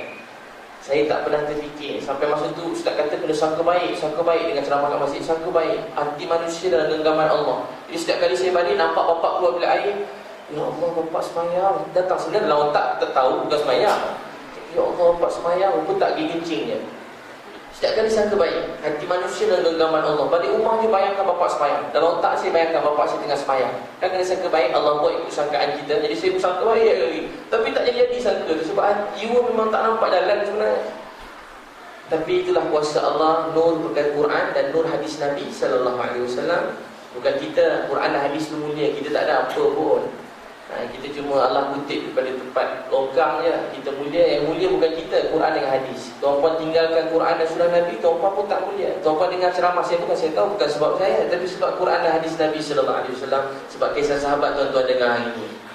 Lepas tu saya tengah baca, bapak saya duduk. Masa tu dah 6 bulan saya buat, lebih kurang saya tingkatan 1, 13 tahun. Bapak saya duduk, dia menangis. Dia tak pernah menangis dalam hidup dia depan kami. Dia menangis teruk. Mak saya bawa adik saya pergi dapur. Dia menangis terisa-isa. Dia pegang kaki saya. Ibi, ayah pernah minta apa-apa tak ke Ibi? Itulah ayat terpanjang dia pernah cakap dengan saya. Ibi, ayah pernah minta apa-apa tak ke Ibi? Tak ada ya. Boleh tak Ibi ajar ayah sembahyang sampai suara serak-serak dengan salah sebutan dia. Tak betul lah makhraj Melayu dia. Dia sebut dan dia menangis. Dan itulah sembahyang isyak dia pertama. Lepas habis sembahyang, dia kata kat saya, Ibi, ayah tak baca apa-apa tadi, sah tak sembahyang? Saya tak berhenti menangis pada tu. Saya SMS semua yang saya kenal. Bukan SMS, saya pergi cari semua kawan saya kenal. Saya call abang saya, kata bapak saya sembahyang. Abang saya, bapak sembahyang, elok dah, dah tua dah, kata abang saya. Sebab abang saya pun semua tak sembahyang. Lepas tu tengah saya ni, bapak saya sembahyang. Esok bapak saya cepat-cepat uruskan, masa tu kaya, beli rumah lain. Sebab kat rumah saya ramai bibi-bibi. Kat rumah saya bekerja, dia duduk rumah saya. Bukan kebunnya, bukan nak belagak kaya, belagak sikit lah. Beli rumah lain, semata-mata nak baca hadis Nabi. Beli rumah lain. Dia beli rumah tu urus cepat, beli bayar mahal sebab nak duduk sembahyang isyak baca hadis Nabi. Saya pergi, saya sembahyang isyak 2 kali, terlebih warang. Tak surau sekali, tak rumah sekali. Sebab saya tak pernah tinggal sembahyang isyak kat surau. Kawan-kawan saya dah mula risau. Semua haji-haji tengok, kawan-kawan saya semua tua-tua. Dekat 30 orang lepas isyak kami mesyuarat. Siapa kami nak dakwah, siapa belum kami dakwah. Lepas isyak, dekat 30 orang kat tempat saya lepas isyak. Dia tengok saya tak ada, semua dah buru saya. Ibi dah hilang tiba-tiba ni. Lepas isyak cabut, dah apa dah jadi pula budak ni kan. Saya tengah baca hadis kat rumah dengan bapak saya mula jaga sembahyang. Tuan-tuan dan puan sekalian, bila Allah nak beri hidayah, tak ada siapa boleh halang. Bapak saya tu hari bankrupt. Masa saya umur 15 tahun. Bankrupt, betul-betul bankrupt, miskin. Saya tak ada duit nak pergi sekolah. Saya pergi asrama, yuran saya tak pernah minta RM1 pada ayah saya. Saya duduk asrama berapa tahun, saya tak belajar mana-mana, saya pergi mana-mana, berdakwah mana-mana, saya tak pernah minta duit RM1 pada ayah saya. Saya cuma doa dan tak beritahu orang. Semua ingat saya anak orang senang, saya tak pernah minta pun. Sampai betul-betul susah, bukan sikit-sikit yang susah, betul-betul susah. Saya tak balik-balik kampung. Jauh tak balik kampung sebab tak ada duit nak beli tiket. Tak balik-balik. Orang yang balik saya menangis kat asrama tu, jerit tu semua. Ya Allah, gitu. Jadi kita drama tu menangis. Ya Allah, jadikanlah sebab saya berpisah dengan ayah saya ini, sebab saya tak nak susahkan dia, kau berilah tambahlah hidayah buat abang kakak saya dan mak ayah saya. Itu je saya doa setiap hari. Bila saya lapar, tak ada duit nak makan macam orang lain, saya doa, Ya Allah, jadikan sebab lapar ni kau beri hidayah kepada mak ayah saya sayang. Ya Allah, bila saya lapar ni jadi beri hidayah. Selalu kena denda pergi sekolah, orang pakai stokin saya tak pakai. Setiap hari saya kena denda. Saya kena kutip sampah setiap hari. Sebab saya tak ada duit nak beli stokin. Saya tak pernah ada duit beli pen, tak pernah ada duit beli buku. Saya tak minta RM1 pun duit pada ayah saya. Dan satu hari, bila bapak saya bankrupt tu, saya tengok dia menangis. Saya kata, ayah kenapa menangis? Sebab susah kan? Ayah saya kata, bukan. Ayah kerja siang malam nak bagi anak-anak bahagia. Semua bapak macam tu dalam dunia. Kita duk bujang-bujang susah, lapar tak apa. Rumah bujang lebih kurang, terlincir air, umur dah, kaki muncul, ya tak ada masalah. Lampu tak hidup, tak apa, rumah bujang. Pakai lagi, tak apa. Beli nasi, pukul makan 2 hari pun tak apa, rumah bujang. Tapi kalau kita dah ada anak, tak ada orang sanggup tengok anak dia susah. Tuan-tuan dan puan sekalian, ayah saya kata, ayah bukan menangis sebab tu, ayah nak bagi keluarga bahagia. Ayah lari sini, ayah lari sana. Rupa-rupanya bahagia ni dekat dengan kita. Masa kita sujud, rasa kita hamba Allah Tuhan, itulah bahagia sebenarnya. Tuan-puan sekalian banyak doa dengan Allah. Saya pun sedang berdoa. Bila tuan-puan, bila kita dapat sebut nama Allah dan kita merasai kebesaran dia, kita dah bahagia dalam hidup kita. Mungkin kita orang miskin, mungkin kita tak ada apa-apa dalam dunia. Rumah Nabi kecil, nak masuk rumah kena tunduk, nak sembahyang malam kena ketuk kaki Aisyah. Rumah Nabi gelap. Sampai masa Nabi nak sakit dengan nazak, kata sahabat, kami tak boleh tengok sahabat yang lain. Tak nampak siapa ziarah Nabi. Rumah Nabi tengah malam gelap. Sampai Nabi nak wafat, rumah Nabi masih gelap. Tak ada api dalam rumah Nabi sallallahu alaihi wasallam. Tapi tak ada orang lebih bahagia daripada Nabi sallallahu alaihi wasallam. Tak ada orang lebih bahagia daripada Aisyah radhiyallahu anha. Tak ada orang lebih bahagia daripada Khadijah radhiyallahu anha. Tak ada orang lebih bahagia daripada Zainab radhiyallahu anha, Ruqayyah, Ummu Kalsum, Fatimah. Tak ada orang lebih bahagia daripada mereka. Rumah mereka gelap kecil. Tuan-tuan sekalian, apa yang kita kurang bukan kurang duit. Sebenarnya tuan-tuan nak percaya ke tak, tapi itulah sebenarnya yang kita kurang. Penting duit. Kita tak payah cakap semua orang faham, semua orang akan kerja. Tak ada orang tahu, tak ada orang tak nak kerja, tak ada orang nak duduk, tak nak makan. Semua akan berusaha. Tapi tuan-tuan sebenarnya apa yang kita kurang dalam hidup ialah kalau kita marah, kita jadi tak tentu pasal. Bukan kurang sebab suami kurang nyesa, macam kakak-kakak kan. Marah bukan sebab suami kurang begini-begini, tak. Apa yang kurang hati kita tak sebut nama Tuhan kita dengan betul. Kita tak agungkan dia dengan betul. Kita jumpa semua orang, kita puji semua orang, tapi terlupa nak puji Allah. Macam mana kita berbual dengan orang tapi terlupa puji Tuhan yang sedang dengar kita cakap. Kita puji semua benda. Musim bola, puji bola. Musim duit, puji duit. Duit tengah mahal semua kita puji 24 jam ataupun marah 24 jam. Atau apa-apa tak salah, atau apa, kita manusia, kita hidup dalam dunia ni. Ataupun musim apa, musim biasa lah siang malam. Tapi orang yang kenal Allah, dia malu nak berbual dengan kawan dia tanpa dia puji Allah sikit. Orang yang kenal Allah mesti nak puji Allah. Orang yang kenal Allah mesti nak puji Allah, mesti nak agungkan Allah. Jumpa siapa pun tak puji Allah, rasa bersalah, rasa macam ada kita ni tak lengkap, tak puji Allah. Boleh insyaAllah tuan-tuan saya nak ajar tuan-tuan tak sempat dah, 9.25 dah. Saya nak ajar beberapa doa. Keluar rumah kaki apa? Kaki kiri. Ada seorang alim, saya tengok masuk masjid kaki kiri. Dia tersilap, dia keluar balik, dia sengih seorang-seorang. Baru ni, dia gila juga ustaz ni. Dia suruh masuk TV, tak boleh sebut lah sebab rakam kan. Saya sebab dia sebut gila. Masuk TV, dia keluar balik, dia senyum seorang-seorang. Lepas tu dia masuk kaki kanan. Baru saya tengok, oh ada lagi orang alim yang masuk masjid betul-betul nak jaga kaki kanan. Bukan soal kiri kanan tu, tapi dulu ada seorang manusia namanya Muhammad sallallahu alaihi wasallam. Beliau masuk masjid kaki kanan, dia keluar kaki kiri. Dia masuk tandas kaki kiri, dia keluar tandas kaki kanan. Orang yang mengambil berat walaupun hal-hal yang kecil pada diri Nabi, dia membuatkan orang ini disayangi oleh Allah. Wallah, tuan-tuan buat kerana teringat Nabi pernah buat.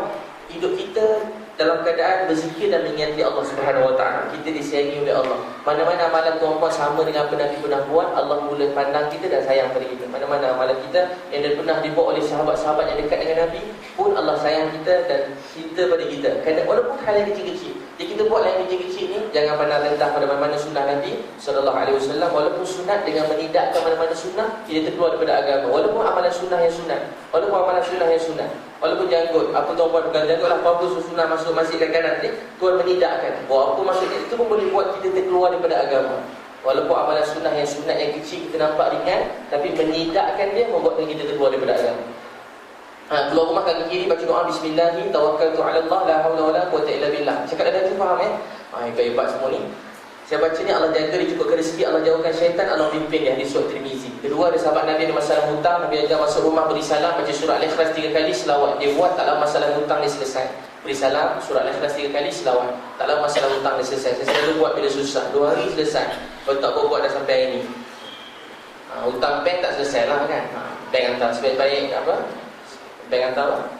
Sebenarnya maulid Nabi ni, kereta dihalalkan, tak ada. Yang sebaik hantar sebaik-baik orang ialah orang paling baik dalam bayar hutang, hadis sahih Muslim. Kalau surat generate by komputer tu saya ingat. Kalau boleh balas. Dalam Bukhari ada orang masuk syurga. Sebab apa? Ada orang berhutang, dia peniaga, dia mudahkan orang bayar hutang, sebab tu dia masuk syurga. Tapi tak boleh balas, ada surat kan. Kemudian pilih-pilih hasbi Allah la ilaha illahu alaihi tawakkaltu wa rabbul arsyil azim. 7 kali pagi, 7 kali petang. Hadis Nabi saya baca ni tak ada berita sedih menimpa dia walaupun dia tak yakin. Kata Nabi, walaupun dia tak yakin, 7 kali pagi, 7 kali petang. Tak ada berita sedih datang hidup kita. Ajar doa ni dalam rumah tangga baca. Saya baca mutakhab hadis dalam rumah, banyak kebaikan datang. Sampai anak tengah bangun pagi, malam tadi rasa dia main-main je. Bangun pagi dia kata ayah, anak masuk meja kata ayah, malam tadi kakak nampak ada malaikat duduk kat selimut kakak. Malaikat jaga kakak sampai pagi, sampai pergi sekolah. Macam mana pula kau nampak malaikat? Malaikat tak boleh nampak. Oh tak nampak ya ayah, tapi rasa malaikat jaga lah. Budak-budak kan. Malam tadi masa saya baca, dia tengah berlari je masa saya baca tu. Tapi dia boleh ingat saya baca malam tu, siapa dalam hadis Nabi, siapa ambil wuduk sebelum tidur, malaikat duduk antara selimut dengan badan dia. Maksudnya bukan antara selimut dengan badan dia, maksudnya Allah jaga kita lebih hampir daripada apa pun. Lebih hampir daripada semut nak pergi jalan atas badan kita, Allah lebih hampir daripada tu lagi. Jadi anak kita buat, dia dengar baca 3 kul sebelum tidur, Allah jaga kita. Anak-anak pun kejut di tengah malam, dah balik ni ceramah kan, kalau dia tersedar dia kejut, ya 3 kul ayah dah baca tadi, tak nampak pun. Baca lah semula kan, kita pula kena paksa baca 3 kul. Satu lagi doa, kalau hilang apa-apa sedih, baca doa ni, inna lillahi wa inna ilaihi raji'un, semua daripada Allah, kembali pada Allah. Allahumma ajurni, ganjarkan fi musibati atas musibah ni, wa akhlif li, gantikan khairan minha. Ummu Salamah, suami dia meninggal dunia, dia sangat sedih, dia baca doa ni dapat kahwin dengan Nabi sallallahu alaihi wasallam. Tuan-tuan mana yang lama tak ada, boleh bacalah lagu yang baru nanti. Abang saya ada laptop, baca-baca dapat laptop baru. Di sisi saya hilang handphone, dia kata, "Bang, nak baca-baca tak dapat lagi." Esok air lahir dapat jaga makbul doa ni dia kata. Nabi Zakaria tengok Maryam dalam mihrab, musim sejuk, baru musim panas. Musim panas, musim sejuk. Daripada mana dapat? Dia kata, "Hazza min fadli Rabbi," ini pun daripada Tuhan aku. Dia kata, kalau budak macam Maryam boleh yakin, takkan aku dah tua tak yakin. Nabi Zakaria umur 80, dia baca, "Rabbi la tadharni fardan wa anta khairul warisin." Umur 80 dia dapat anak. Satu lagi, surah Zumar 67, kata sahabat Abu Darda, saya baca tak akan kemalangan dalam perjalanan. Kalau kemalangan juga, cari dia kat Padang Mahsyar. Faham macam lagi ni tu? Faham lah, nampak hebat semua ni. Tu masuk macam komputer je kan. Lepas tu Mahsyar tanya Talha, nak dia degil apa nak baca. Dia kata Abu Bakar Siddiq, so baca doa ni. Dan saya selalu, Ustaz saya ajar masa sujud syukur pun boleh baca doa ni. Rabbi awzi'ni an ashkura ni'mataka allati an'amta alayya wa ala walidayya wa an a'mala salihan tardahu wa aslih li fi dhurriyyati inni tubtu ilaika wa inni minal muslimin. Saya baca doa Allah buat keluarga dia taat. Saya tulis buku menelusuri cerita, pasal ni cerita bukan saya pakai cerita, supaya kita melalui hidup dengan sayang, menghargai semua orang, mendoakan orang lain, keluarga, terutamanya keluarga yang rapat dengan kita. Mudah-mudahan dapat baca ni bertambah sayang pada semua Islam dan kepada semua manusia dalam dunia. Satu lagi saya tulis buku Tangisan Umat. Belilah satu seorang, kalau tak menangis pulang balik. Supaya banyak menangis dunia agama ni. Tangisan bukan kelemahan, kekuatan kita. Tapi sebab kita banyak tengok TV, tangisan kita habis kat TV. Kita tak tahu mana meninggal betul, mana tak meninggal betul. Kita menangis dengan ungkapan-ungkapan manusia, tapi kita tak menangis mendengar perkataan Tuhan kita. Nabi semayang, sepanjang jantung Nabi bunyi macam air yang mendidih. Kata Aisyah, sepanjang semayang, qiyam, rukuk, sujud, Nabi menangis, Nabi bangun, Nabi menangis sampai Bilal panggil Nabi semayang. Nabi menangislah semayang. So Nabi banyak menangis. Oh dulu kata Anas bin Malik, aku dengar Nabi cakap sikit je. Nabi suruh apa? Kalau kamu tahu apa yang aku tahu, kamu banyak menangis daripada ketawa. Kata Anas bin Malik, aku lihat semua sahabat tunduk dan menangis tersesak sehingga masih dada, janggut dan tanah. Semua menangis tersesak. Nabi cuma cakap, kalau kamu tahu apa aku tahu, kamu banyak menangis daripada ketawa.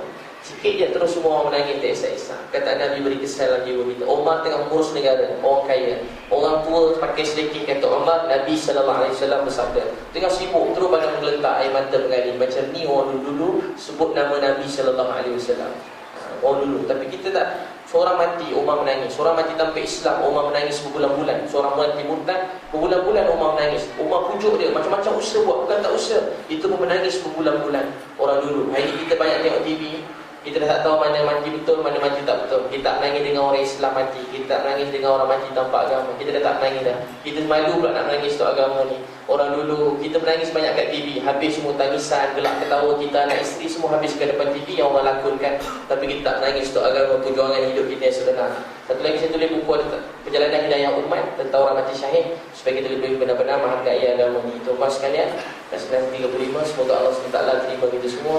Tuan-tuan sekalian, akhirnya kita buat apa dalam dunia, kita nak Allah gembira dengan kita. Jangan fikir esok tu ada untuk kita, anggap ni hari kita yang terakhir.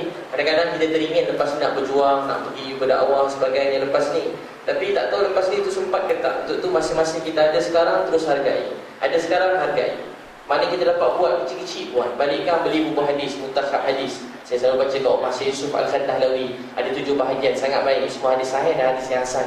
Kau baca kat Umar, ada 7 bahagian, sangat cantik. Setiap bahagian tanda. Setiap hadis Nabi ulang 3 kali. Duduk dengan tutup aurat dengan sempurna. Tempat tetap, masa yang tetap. Kalau tuan-puan buat ni, dalam masa berapa bulan tak berubah, 5 bulan ke 6 bulan, 4 bulan je tak berubah, tuan-puan jumpa saya, tampang ke saya. Kalau tak berubah keluarga kita, tak ada langsung nampak kesan yang baik, tampang. Tapi saya cek juga lah, kalau banyak tinggal, saya tampang semula lah.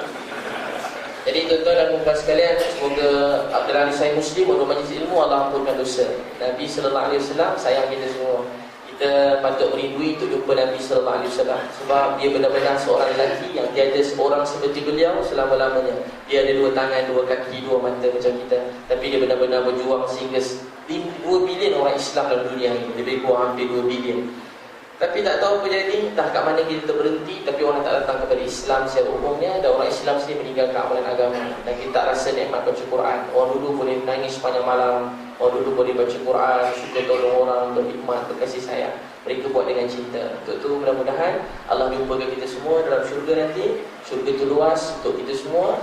Allah nak kita semua masuk syurga. Allah cipta neraka bukan untuk kita masuk. Walaupun diterangkan dalam Quran banyak orang dalam neraka, kerana orang tu yang sendiri yang pilih untuk masuk neraka. Dan kenapa orang tak masuk syurga? Sebab dia tak nak masuk syurga, dia tak berusaha, tak nak berjuang dalam hidup ni. Hidup ni perjuangan, rehat kita dalam kubur nanti. Untuk kita niat sebenar-benar berjuang dalam agama, hidup kat agama di seluruh dunia. Mudah-mudahan seluruh dunia akan datang pada Islam. Siapa niat ajar mereka, dakwah orang kat mereka, kat tangan tinggi-tinggi. Siapa nak dakwah kat Jerman, Rusia, anak-anak kita, biar pergi seluruh dunia. Memang itu tujuan hidup kita. Pergi Brazil, pergi mana lagi? Singapura dekatnya, Thailand. Mudah-mudahan seluruh dunia akan datang kepada Islam. Sebab itulah tujuan hidup kita. InsyaAllah mudah-mudahan sebelum kiamat seluruh dunia akan datang kepada Islam. Kita doa sama-sama, mudah-mudahan ada orang-orang yang orang baik-baik, orang yang ikhlas. Mungkin tak ada siapa perasan, tapi kadang-kadang antara kita ni ada orang yang sangat dekat dengan Allah. Dia berjalan makan minum macam kita, tapi disayangi oleh Allah lebih daripada saya yang bercakap kat depan ni pun. Untuk tu mudah-mudahan sebab salah seorang tuan-tuan yang baik-baik depan saya ni yang ikhlas, Allah terima doa saya. Ataupun depan kita ada pendosa-pendosa yang buat dosa, yang masih auzubillah, mudah-mudahan tak ada. Tapi kalau ada orang masih berzina, masih tinggal sembahyang, masih kat rumah belasah keluarga semua sekali, ataupun ada lagi yang buruk-buruk, perangai buruk-buruk kita. Kalau orang macam ni bertaubat, kadang-kadang dia lebih dekat pada Allah, lebih pada wali. Dan orang macam ni doa mereka saat mereka bertaubat sangat makbul. Mudah-mudahan amin pada tuan-tuan yang berdosa itu juga Allah kabulkan doa saya. A'udzubillahi minasyaitonirrajim. Bismillahirrahmanirrahim. Alhamdulillahirabbil alamin, wassalatu wassalamu ala asyrafil anbiya'i wal mursalin wa ala alihi wa sahbihi ajma'in. Allahumma ya awwalal awwalin, ya akhiral akhirin, ya dzal quwwatil matin, ya rahimal masakin, ya rahimal masakin, ya rahimal masakin, ya arhamar rahimin, ya arhamar rahimin, ya arhamar rahimin. Allahumma salli ala sayyidina Muhammadin nabiyyi wa ala alihi wa sahbihi wa barik wa sallim. Allahumma salli ala sayyidina Muhammadin nabiyyi wa ala alihi wa sahbihi wa barik wa sallim. Allahumma salli ala sayyidina Muhammadin nabiyyi wa ala alihi wa sahbihi wa barik wa sallim. Allahumma hasibna hisaban yasira, Allahumma hasibna hisaban yasira, Allahumma hasibna hisaban yasira, Allahumma hdina wahdi bina wahdina jami'a waj'alna su'ban liman ihtada. Allahumma hdi ummatan Nabi Muhammad sallallahu alaihi wasallam, Allahumma hdi ummatan Nabi Muhammad sallallahu alaihi wasallam, Allahumma hdi ummatan Nabi Muhammad sallallahu alaihi wasallam, Allahumma arham ummatan Nabi Muhammad sallallahu alaihi wasallam, Allahumma arzuqna juhdan Nabi sallallahu alaihi wasallam na'iban khalifatan lillahi wa rasulih. Ya Allah, Tuhan kami yang sayang kami, ya Allah, Tuhan yang sedang tengok kami, ya Allah, terima kasih dengan doa kami, ya Allah, terima kasih dengan doa kami, ya Allah, terima kasih kerana selamatkan kami satu masa dulu daripada lokam tempat yang kotor, hina dan najis syirik. Engkau selamatkan kami, dapatkan Engkau sebagai Tuhan. Ya Allah, terima kasih selamatkan mak ayah kami, ya Allah, ketika kami dalam kegelapan dan kami tak tahu hala tuju kami, kami tak tahu apa nak jadi dengan hidup kami, kami dalam keadaan kegelisahan, kami dalam keadaan penuh masalah hidup kami, ya Allah, dan keadaan benar-benar buat dosa banyak dalam hidup kami, ya Allah, Kau selamatkan kami, ya Allah, terima kasih selamatkan kami. Sedangkan ramai lagi orang yang lebih baik daripada kami, yang benar-benar akan berjuang untuk agama ini, ya Allah, tapi Kau pilih kami yang malas, yang banyak buat dosa, ya Allah, maafkanlah kami semua, ya Allah, kami pengemis yang banyak buat dosa, ya Allah, maafkanlah kami semua, ya Allah, kami tak nak buat dosa lagi, ya Allah, kami tak nak buat silap dalam hidup kami, ya Allah, kami bertaubat kepada Engkau, ya Allah, kami bertaubat kepada Engkau, ya Allah, kami tak nak buat maksiat dalam hidup kami, ya Allah, ya Allah, maafkanlah kami semua, ya Allah, Tuhan yang sedang melihat kami, Ya Allah, Tuhan sedang dengar doa kami. Tuhan yang mengetahui apalah hati kami. Ya Allah, kami bertaubat kepada Engkau. Ya Allah, kami bertaubat kepada Engkau. Ya Allah, kami mohon kasih sayang dan rahmat-Mu. Ada 7 bilion manusia dalam dunia ini. Ada 5 bilion manusia yang tak kenal Engkau sebagai Tuhan. Ya Allah, bila hidayah ber-5 bilion manusia ini berkenal Engkau sebagai Tuhan. Ya Allah, ada 5 bilion manusia dalam dunia yang tak kenal Engkau sebagai Tuhan. Ya Allah, bila hidayah pada 5 bilion Tuhan dunia ini tak kenal Engkau sebagai Tuhan. Ya Allah, bila hidayah pada semua orang di Malaysia ini. Ya Allah, di Kuala Lumpur Selangor ini. Ya Allah, bila hidayah pada setiap orang Cina, India, Islam datang pada Islam. Ya Allah, orang di negeri kami yang berjumpa, yang kami berjumpa mereka, berusaha dengan mereka. Orang ahli keluarga kami yang kami jumpa dan kami tak mampu nak dakwah mereka, berakhlak dan doa kami. Ya Allah, maafkan kami semua. Ya Allah, maafkan kami semua. Ya Allah, maafkan kami semua. Ya Allah, orang yang makan minum berjalan dengan kami, yang tidur dengan kami, ada mereka yang tidak kenal Kau sebagai Tuhan. Ya Allah, Tuhan kami, bila hidayah pada kakak kami yang belum Islam, tidak tahu pada Islam. Ya Allah, bila pada makcik-makcik kami yang belum tetap pada Islam, tidak tahu pada Islam. Ya Allah, Ya Allah, Ya Rahman, kami benar-benar berdosa dalam hidup kami. Kami tak berjuang untuk agama ini sungguh-sungguh. Jadi kami banyak minta macam-macam kepada Kau. Maka kita ampun, kami bertaubat. Ya Allah, bisa beri apa yang kami nak, tapi kami tak beri apa yang Kau nak. Ya Allah, maafkan kami semua. Ya Allah, anak-anak saudara kami yang kasih sayang Kau, lebih dahulu dapat kenal Kau sebagai Tuhan. Ya Allah, Tuhan kami yang sayang kami. Ya Allah, Rabbi tahu tak dia sayang kami macam Kau. Ya Allah, kuatkanlah iman kami. Ya Allah, kuatkanlah iman kami. Ya Allah, kuatkanlah iman kami. Istiqamahkan kami atas Islam ini. Ya Allah, istiqamahkan kami atas sunnah Nabi Sallallahu Alaihi Wasallam. Ya Allah, hadiahkan kami dapat jaga sembahyang Jumaat dengan sungguh-sungguh, menjaga solat kami dengan penuh khusyuk dan khudu'. Ya Allah, beri kami dapat jaga sembahyang Jumaat. Ya Allah, bila kami nak bangun malam setiap hari bangun tahajud, bila kami istiqamah, beri kami semangat untuk bangun tahajud setiap malam. Ya Allah, bila kami dapat baca Quran setiap hari. Ya Allah, bila kami dapat berzikir kepada Kau, berselawat kepada Nabi SAW setiap hari. Ya Allah, Tuhan kami, bila taufik untuk kami bertaubat setiap hari. Ya Allah, Tuhan kami, hadiahkanlah rumah tangga kami dengan bacaan Quran dan hadis Nabi SAW. Ya Allah, hadiahkan rumah tangga kami dengan menyebut dan memuji nama-Mu. Ya Allah, hadiahkan rumah tangga kami dengan menghidupkan sunnah Nabi SAW. Ya Allah, hadiahkan kami, keluarga kami, ketaatan kepada perintah-Mu. Ya Allah, curahkan rahmat dan berkat dalam rumah tangga kami. Ya Allah, maafkan kami semua. Ya Allah, maafkan isteri dan anak kami. Ya Allah, maafkan isteri dan anak kami. Ya Allah, salah kami tak benar-benar bimbing ke, maafkan kami tak beri masa bimbing ke untuk agama. Ya Allah, kami tak cerita Nabi-Nabi dan sahabat pada anak-anak kami. Ya Allah, maafkan kami semua. Ya Allah, maafkan kami semua. Ya Allah, maafkan kami. Ya Allah, maafkan kami. Ya Allah, maafkan kami. Ya Allah, kami banyak buat silap, maafkan kami. Ya Allah, kami banyak buat salah, maafkan kami. Ya Allah, kami banyak buat dosa, maafkan kami. Ampunkan dosa kami. Ya Allah, ampunkan dosa kami.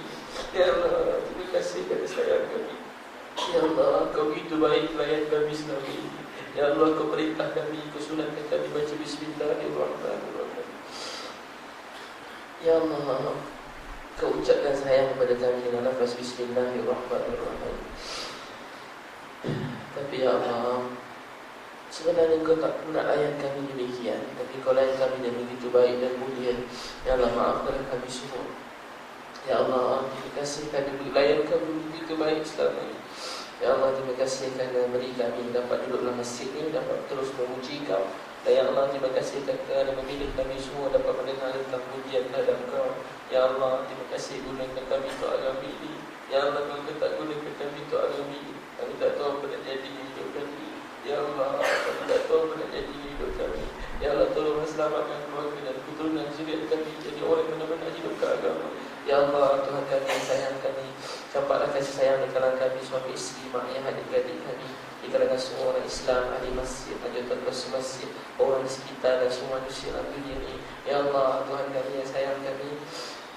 Ya Allah, kami belajar buat semua ini, kami cuma nak Kau gembira dengan kami. Ya Allah, kami cuma nak Kau gembira dengan kami. Ya Allah, kami tak tahu mau bagi masa kami dalam dunia ini. Tapi kami tak tahu kat mana tempat kami di akhirat nanti. Ya Allah, kami tak tahu kat mana tempat kami di akhirat nanti. Ya Allah, kami takut ya Allah. Kami dengar dalam Quran ada orang dalam dunia duduk di kalangan orang baik. Tapi di akhirat mereka letakkan bersama orang berdosa. Ya Allah, Tuhan kami, maafkanlah kami semua. Ya Allah, kami tak tahu tempat kami. Ya Allah, sahabat-sahabat dengar daripada mulut Nabi. Oh, mereka ada di syurga. Ya Allah, kami takut kami perasan dalam dunia ini. Ya Allah, kami takut kami perasan dalam dunia ini. Ya Allah, terimalah kami semua. Ya Allah, sebabkan aku, terimalah kami semua. Ya Allah, kami cuma nak kau gembirakan kami. Ya Allah, daripada kecil kau beri kami nikmat agama ini. Kami cuma nak kau gembirakan kami. Ya Allah, gembirakan kami semua. Ya Allah, gembirakan kami. Gembirakan kami dalam berjuang di jalan-Mu, hidupkan agama ini. Ya Allah, biar kami semua. Ya Allah, masa kami kecil-kecil, kami cita-cita kami nak hidup kat agama sungguh-sungguh. Ya Allah, puluhan tahun dah berlalu, kami tak sungguh-sungguh atas agama ini. Ya Allah, kami jauh lebih teruk daripada dulu. Ya Allah, maafkanlah kami semua. Ya Allah, maafkanlah semua Islam dunia ini. Ya Allah, pilih setiap orang tempat yang mampu untuk hidupkan Islam di seluruh dunia. Ya Allah, pilihlah kami semua jadi orang yang makmurkan masjid. Ya Allah, jadikan seluruh masjid ini seperti masjid Nabi SAW yang hidup bersama Nabi SAW. Ya Allah, daripada sini agama hidup di seluruh dunia. Ya Allah, Tuhan kami Islam kerana semua negara dalam dunia ini. Ya Allah, hidupkanlah Islam di seluruh dunia. Ya Allah, peliharalah orang-orang yang jaga agama. Ya Allah, peliharalah orang-orang yang jaga agama. Ya Allah, orang miskin, anak yatim, penggembirakan hati mereka, kasih sayang rahmat-Mu. Ya Allah, orang yang susah, Ya Allah, mudahkan orang bantu orang susah. Ya Allah, kuatkan peliharalah iman ahli keluarga orang yang sedang berjuang di jalan-Mu. Ya Allah, peliharalah isteri dan anak-anak mereka. Ya Allah, orang yang menjadi agama di hujung-hujung dunia, Kau mudahkan rezeki buat mereka. Ya Allah, mudahkanlah kehidupan mereka. Bantulah setiap jemaah-jemaah yang berdakwah di seluruh dunia. Ya Allah, bantulah jemaah-jemaah yang berdakwah di seluruh dunia. Ya Allah, maafkan kami tak dapat bantu mereka menyokong usaha mereka. Ya Allah, bantulah orang-orang yang sedang berdakwah di seluruh dunia. Ya Allah, bantulah orang yang sedang berdakwah di seluruh dunia. Ya Allah, Tuhan kami, Ya Allah, zaman Nabi tak berhenti hidupkan Islam. Ya Allah, hidupkan Islam di zaman kami. Ya Allah, kepada Nabi SAW minta kebaikan untuk umat kami. Kepada Nabi SAW minta jauh, minta jauh. Ya Allah, kita berdoa bersama.